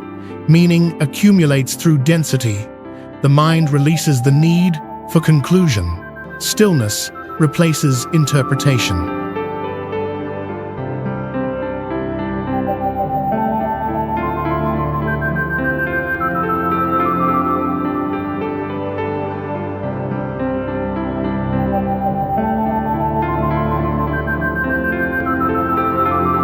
Despite the immense labor and authority required to carve Yungang, the result is restrained. Tool marks remain, imperfections persist, erosion softens outlines, time participates. The Buddhas endure, but not unchanged.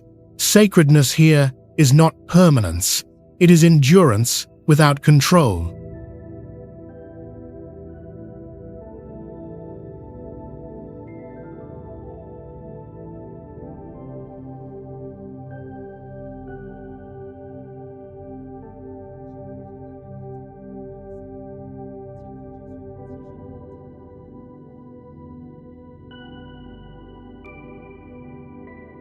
Positioned along major trade routes, Yungang reflects a moment when belief served both spiritual and political ends. Buddhism embedded itself into the land, not by replacing it, but by hollowing space within it. Faith did not stand above nature, it negotiated inside it.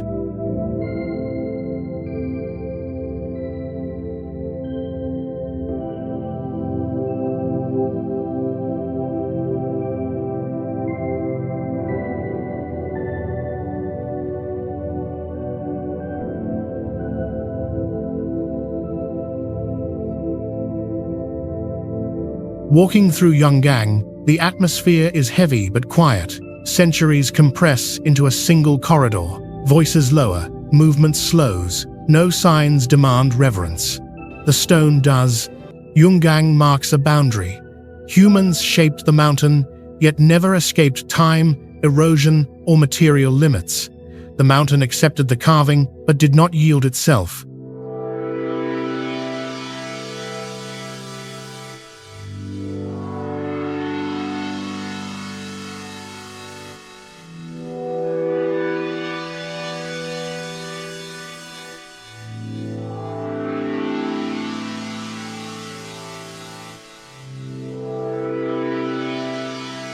Meaning survives, form fades. At Yungang, the mountain does not preach, it witnesses. And as the journey moves toward harsher and emptier landscapes, the realization sharpens. Even humanity's deepest convictions remain temporary inscriptions on an enduring world.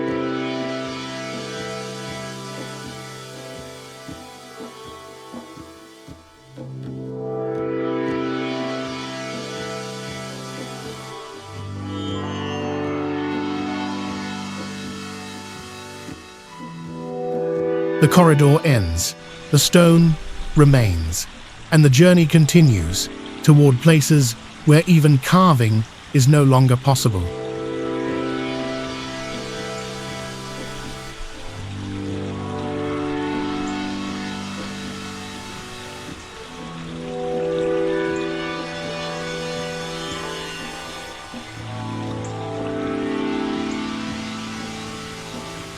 Before altitude turns hostile, and before ice transforms terrain into survival, Tianqi marks a quieter threshold, defined not by danger, but by distance from the ordinary world.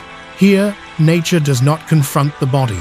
It lifts the mind away from urgency, scale, and direction.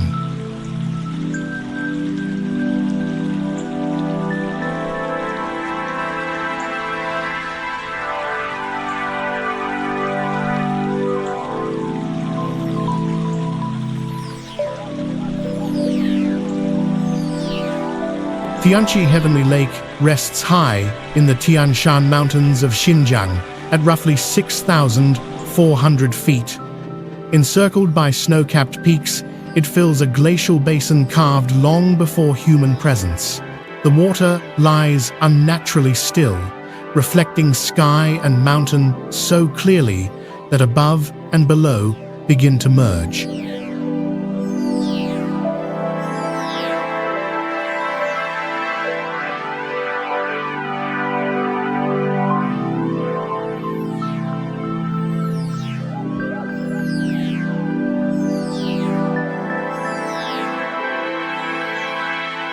This landscape does not expand outward, it folds inward. The surrounding peaks form a near-perfect ring, enclosing the lake like a vessel. Wind rarely disturbs the surface. Sound carries briefly, then dissolves. Even footsteps feel subdued, as if the ground resists intrusion. The environment behaves with restraint.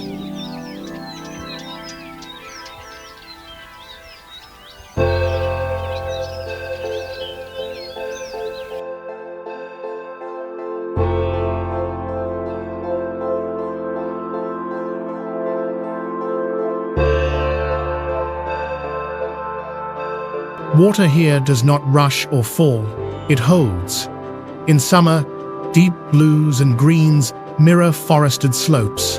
In winter, the lake freezes into a pale, silent plain beneath an open sky.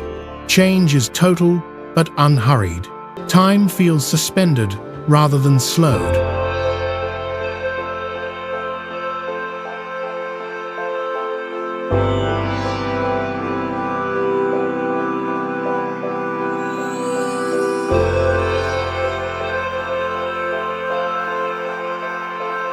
Culturally, Tianqi has long been seen as celestial, a place where earth and sky align. Unlike sacred peaks that demand ascent, the lake invites stillness. Arrival matters more than conquest. There is no summit, no objective. Presence replaces progression.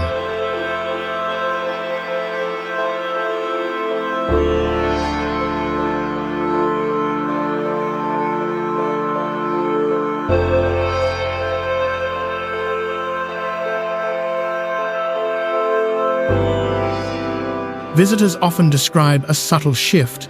Breathing deepens, movement slows, voices lower. The surrounding scale is gentle, reminding without diminishing. Humans are not erased here, but they are placed. The lake assigns position.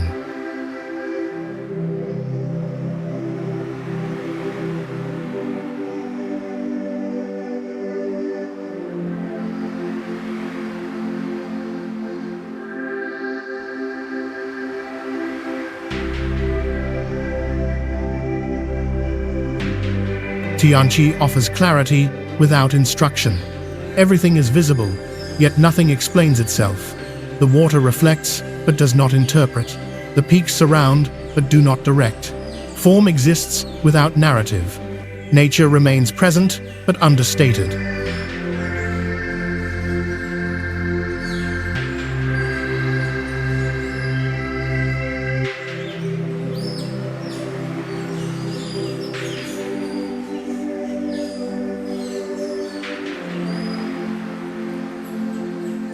This restraint distinguishes Tianqi from harsher heights.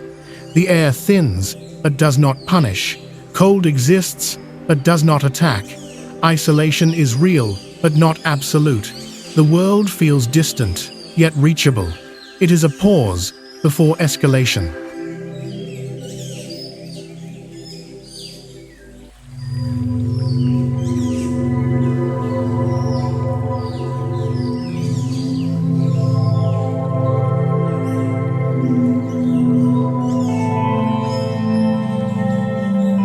Psychologically, Tianqi marks a perceptual threshold.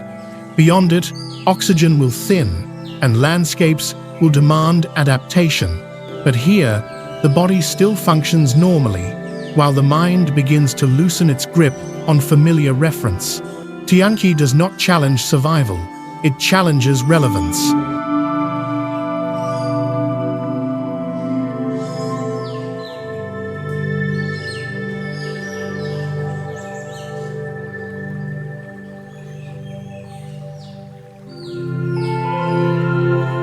There is nothing to overcome, nothing to prove.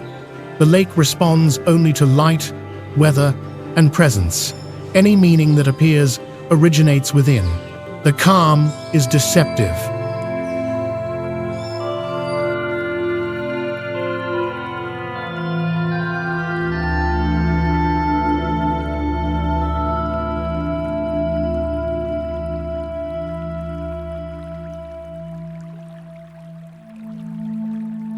Because the lake does not resist, it invites projection. Peace, clarity, revelation, these are not produced here, they are permitted. Tianqi does not generate insight, it creates space for it. That space is brief.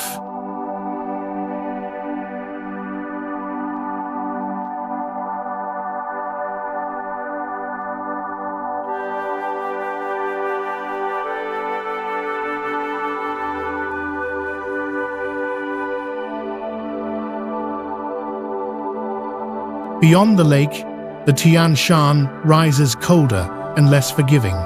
Breath will shorten, silence will sharpen, orientation will matter again.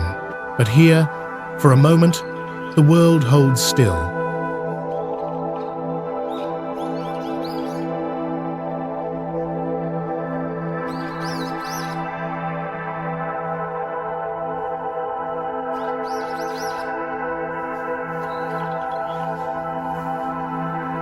Tianqi is not the sky itself. It is the reflection that appears when the sky feels close enough to touch. And once that reflection breaks, the journey continues toward places where calm no longer protects and distance begins to exact a cost.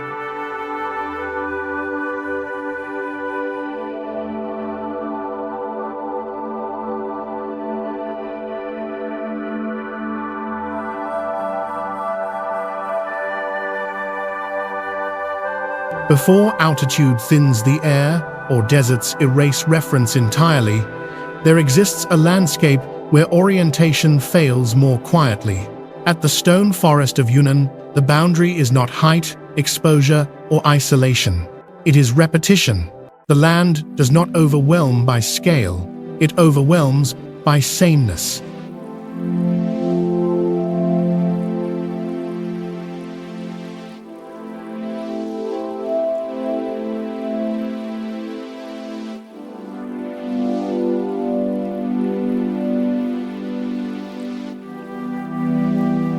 Thousands of limestone pillars rise tightly together, some over 30 meters high, forming corridors so narrow that the sky appears only in fragments. Shaped by millions of years of karst erosion, the formations are precise and indifferent, yet feel deliberate, almost architectural.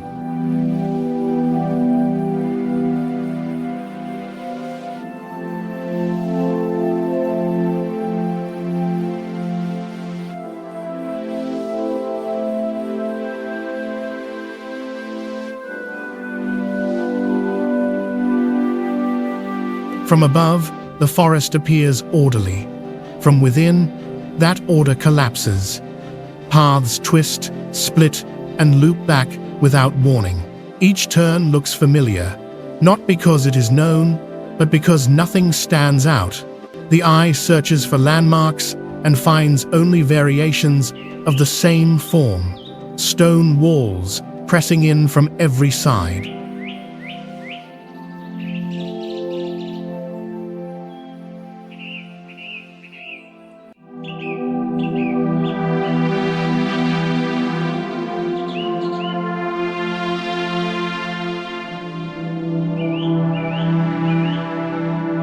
Scale dissolves first. Distance becomes unreadable. A corridor that seems short stretches unexpectedly. Movement slows, not from difficulty, but hesitation. Progress feels uncertain, possibly circular.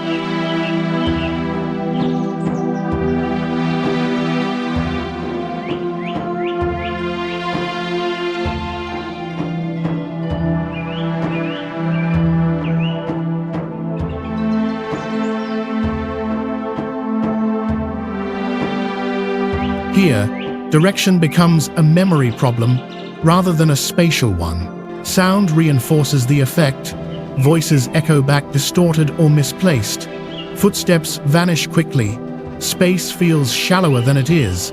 Without reliable sound, orientation weakens further. Time stretches subtly.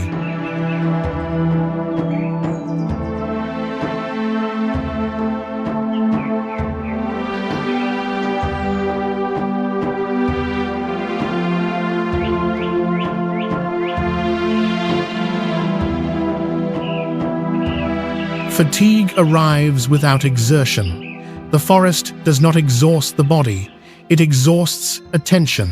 This is why legend took root here. Yi mythology speaks of kingdoms turned to stone and lives frozen, mid-movement, not to explain origin, but to impose narrative on a place that refuses hierarchy. Story restores difference, where geology removed it.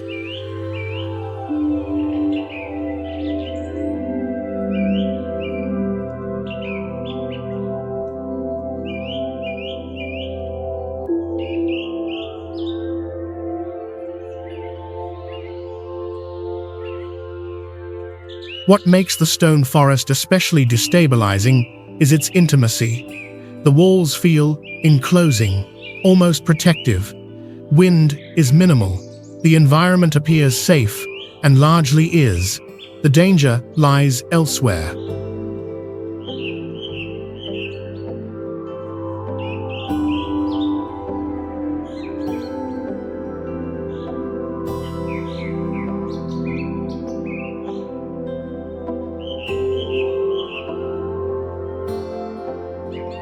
Without horizon, the future cannot be seen.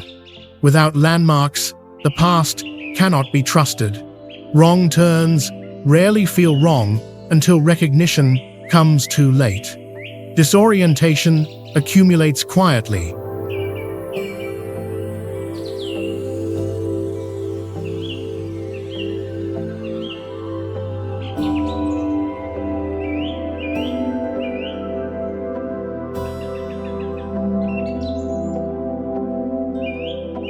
Geologically, nothing here is chaotic.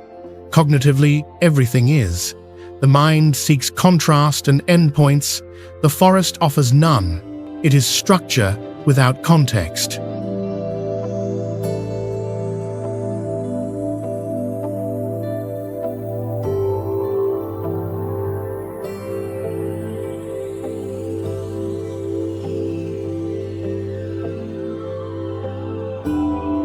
This is why the landscape feels unreal, not because it breaks physics, but because it bypasses perception. Architecture appears without purpose, form exists without meaning. The stone forest marks a subtle boundary. Earlier landscapes challenged strength or balance. Here, the challenge is internal. Orientation itself becomes fragile. Confidence erodes without threat.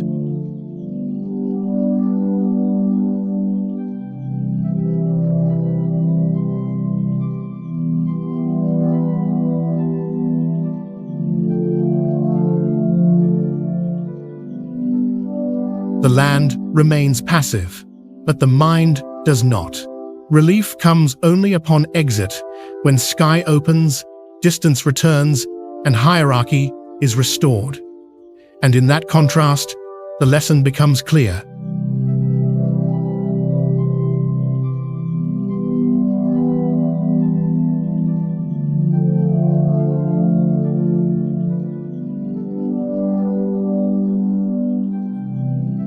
Nature does not need extremes to unsettle humans. It only needs to repeat itself. The stone forest does not intimidate or confine. It simply refuses to guide. And when guidance disappears, certainty follows soon after.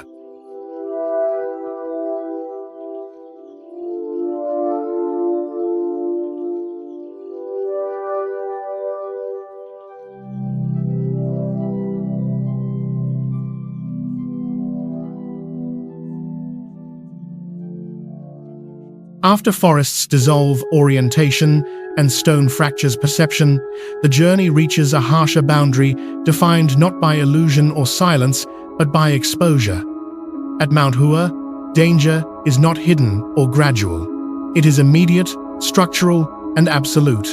The mountain does not negotiate. It states its terms.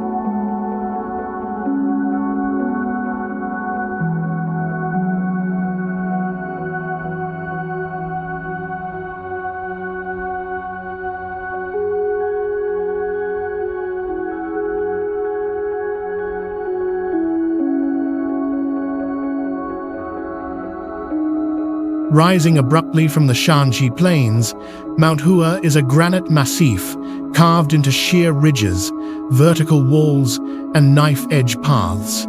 There are no gentle approaches, no transitional slopes. From the first ascent, movement is confined to narrow lines cut directly into rock. The mountain offers routes, but never safety. Every path is deliberate and irreversible.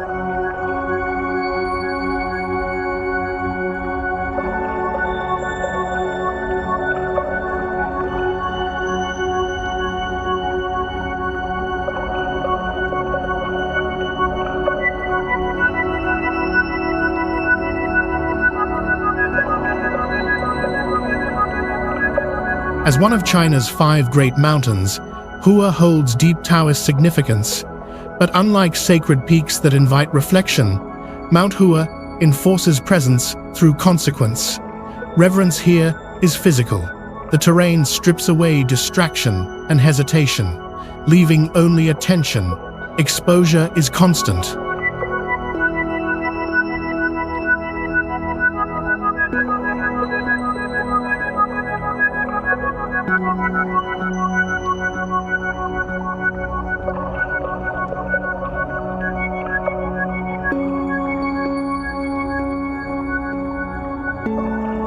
The plank walk, vertical ladders, and iron chains are not designed thrills.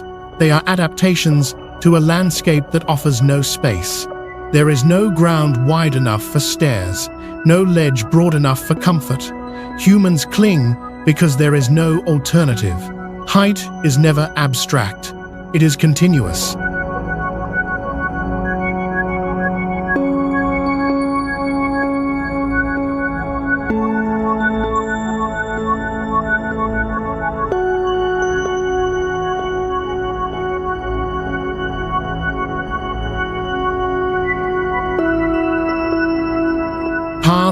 rising above voids, dropping thousands of feet.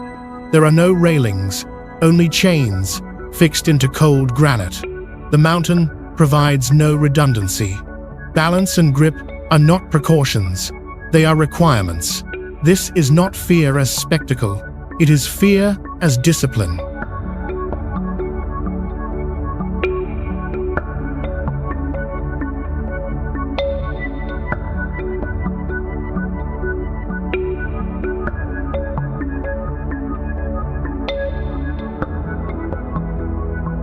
On the plank walk, narrow boards bolt directly into vertical cliff faces. Beneath them, only air. Error ends the journey. Precision is enforced by geometry, not threat. Movement reduces to essentials. Breath slows, speech stops, vision narrows.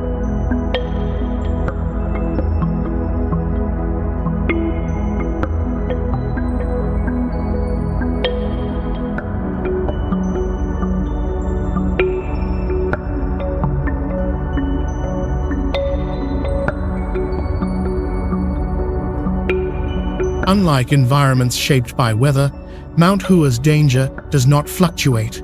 Granite does not soften. Gravity does not change. The mountain does not escalate. It waits.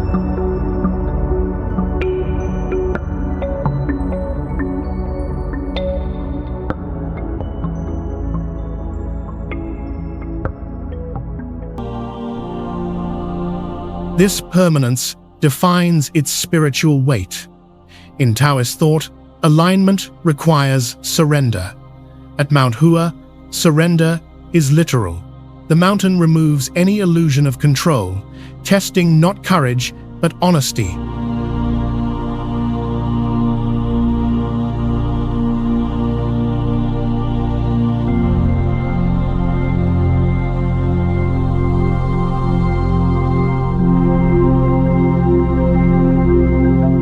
Shrines cling to summits as witnesses, not rewards built where construction itself demanded submission to stone. Devotion is measured in restraint, not conquest. Mount Hua allows ascent, but never dominance.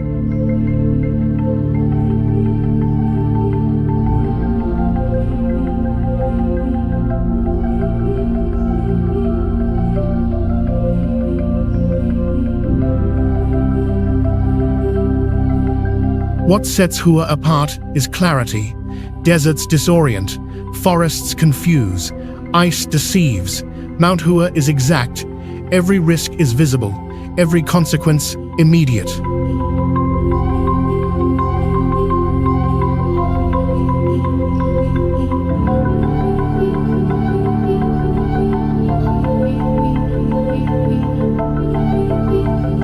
The mountain does not threaten. It does not chase. It stands, and every step forward is a conscious decision, made with full awareness that the mountain will not adjust no matter who is climbing.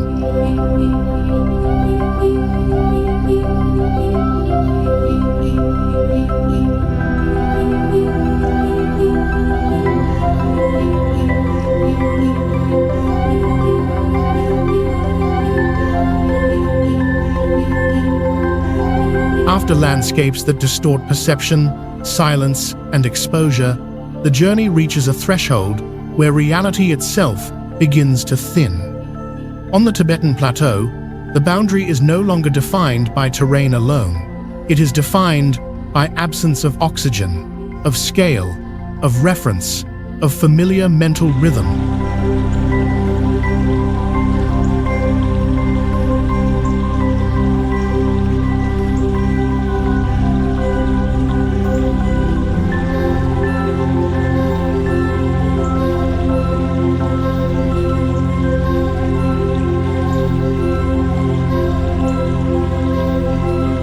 This is not a place that resists humans aggressively. It simply operates on terms humans were never built to share.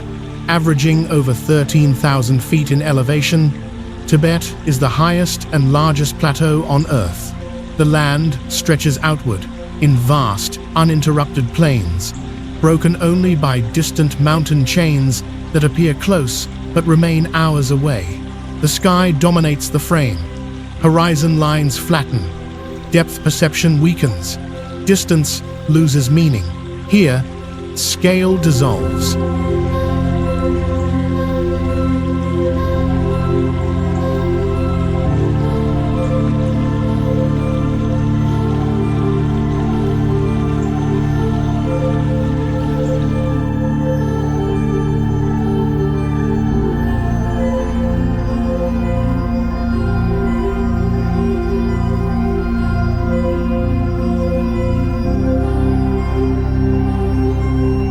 The body reacts immediately. Breath shortens, movement slows, heart rate rises without exertion. But the deeper effect is cognitive. Thought fragments. Time stretches unevenly. Simple actions require intention. There is no sharp onset, only the gradual realization that internal rhythm no longer matches the environment. The plateau does not punish, it detaches.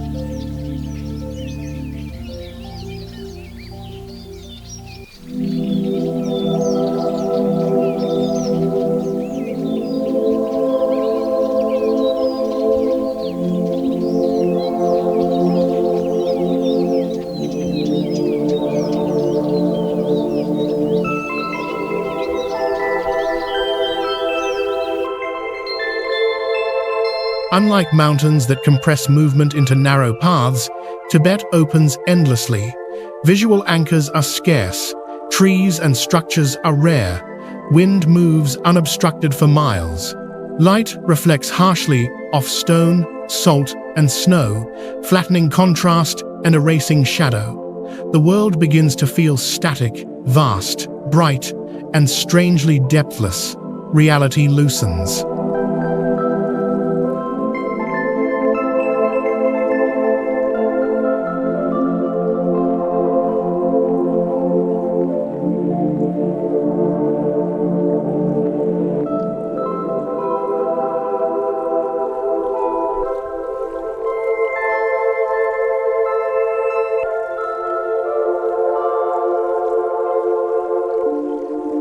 Villages appear suddenly, then vanish.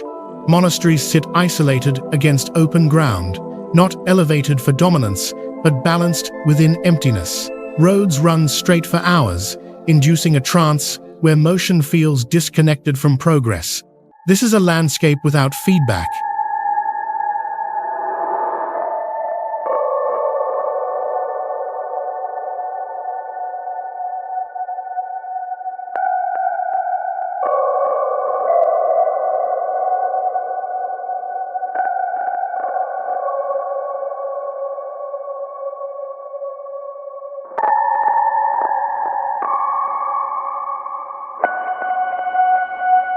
Life exists near its limits. Vegetation is sparse. Animals move slowly, deliberately. Everything conserves energy. The plateau enforces restraint, not through threat, but through limitation. Nothing thrives quickly. Nothing moves without cost. Human culture reflects this constraint.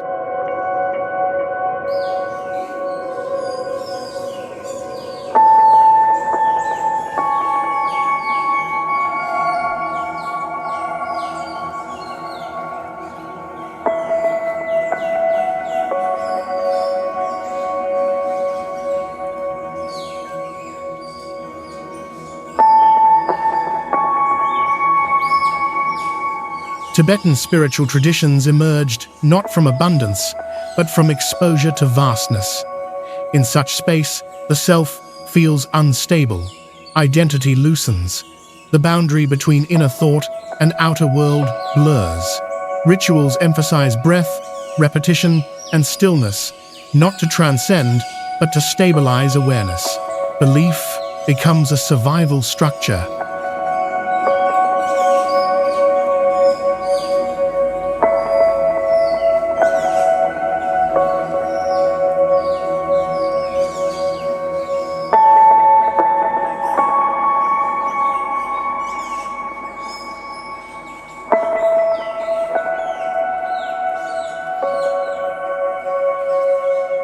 Sound behaves differently at altitude. Voices carry far, yet feel muted. Wind dominates. Silence is never complete, but never intimate.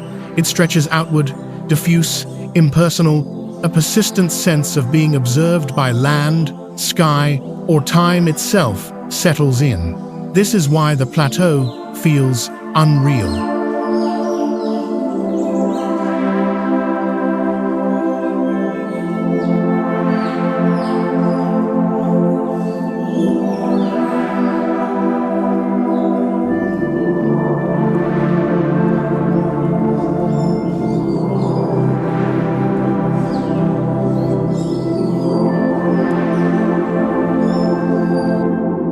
There is no single point of danger, no cliff edge, no storm announcing arrival. The risk lies in prolonged exposure to conditions that quietly unmake familiar cognition. Fatigue accumulates unseen, judgment dulls, confidence fades without fear. The plateau does not confront, it outlasts.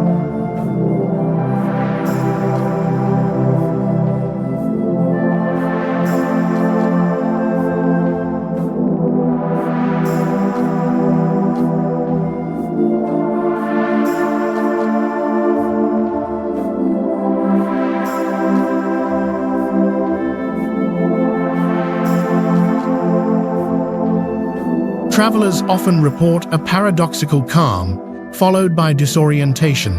Emotion flattens, urgency disappears. The body continues, but the mind detaches from narrative. Goals feel abstract. Direction feels optional. This is the final boundary.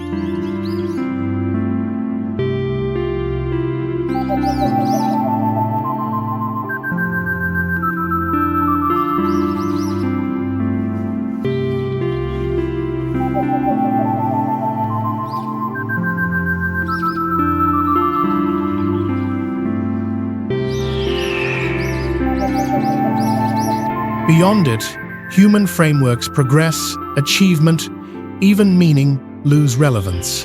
The plateau does not invite conquest or interpretation. It exists at a scale where human presence becomes temporary noise. Tibet is not hostile, it is indifferent in an absolute way.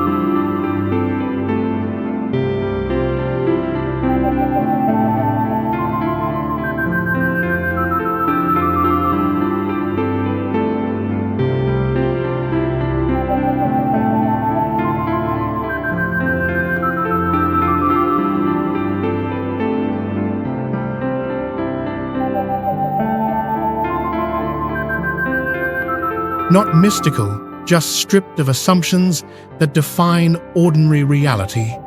Time slows, space expands, the self diminishes. Here, the journey no longer moves outward, it dissolves. The Tibetan plateau is not a destination, it is a condition where the earth no longer mirrors the human mind and reality stands on its own.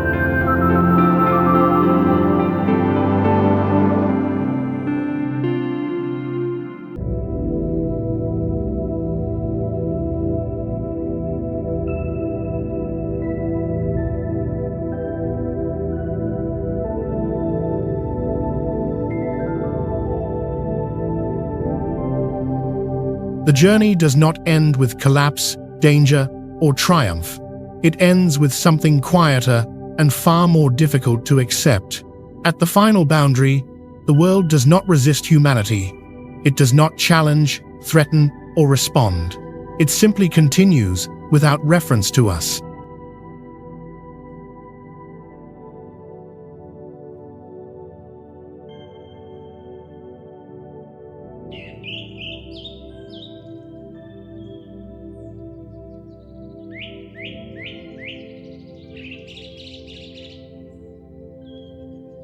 Across this journey, each landscape removed one layer of certainty. In towns and valleys, humans stood at the center. In ridgelines and stone forests, perception fractured. In sacred mountains, meaning disciplined behavior. In forests, silence dissolved orientation. In cliffs and hanging gorges, error became final. At high altitude, Biology itself began to fail. And beyond all of that, something else emerged. Indifference.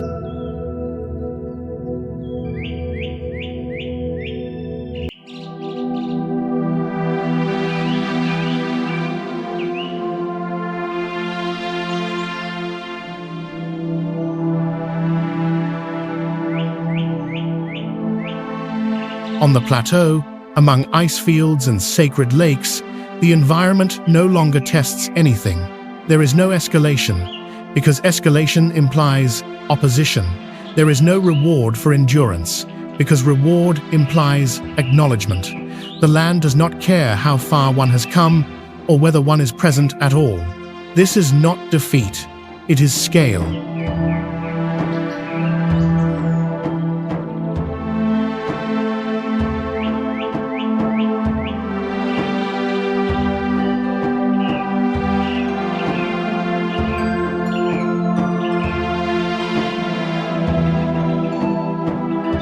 The planet functions independently of human intention. Atmospheric systems circulate, rivers are born and flow, ice accumulates and retreats, species migrate according to rhythms older than memory. Geological processes continue at speeds that ignore urgency entirely. Human absence does not disrupt this system. Human presence does not enhance it.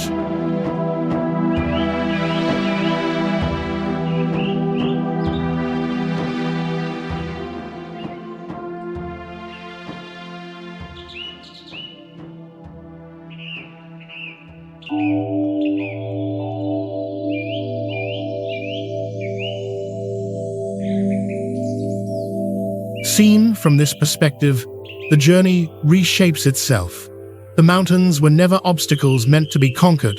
The forests were never mysteries waiting for explanation. Sacred sites were never incomplete without belief. Each place was already whole long before arrival and long after departure. What changed was not the land, it was the observer.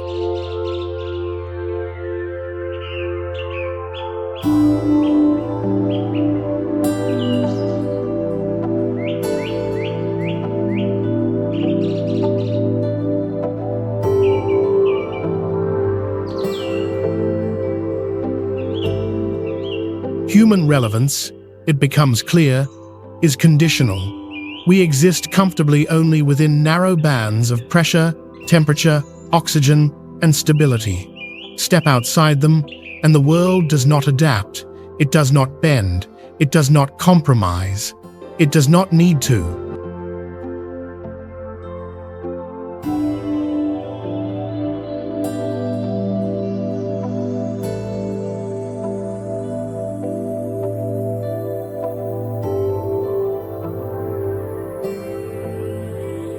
This final boundary is not marked by fear or danger, but by clarity. Once reached, there is no further progression, because progression assumes a response, and here there is none.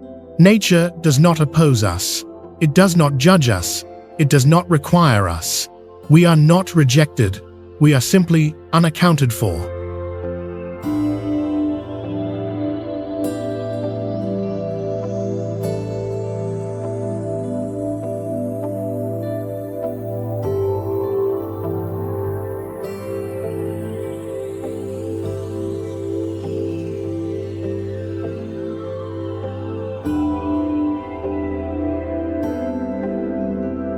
And in that realization, under skies too vast to frame, on land too old to remember footsteps, the journey concludes not with drama, but with understanding, not with victory, not with failure, but with proportion. The world is not incomplete without humanity. It is and always has been entire.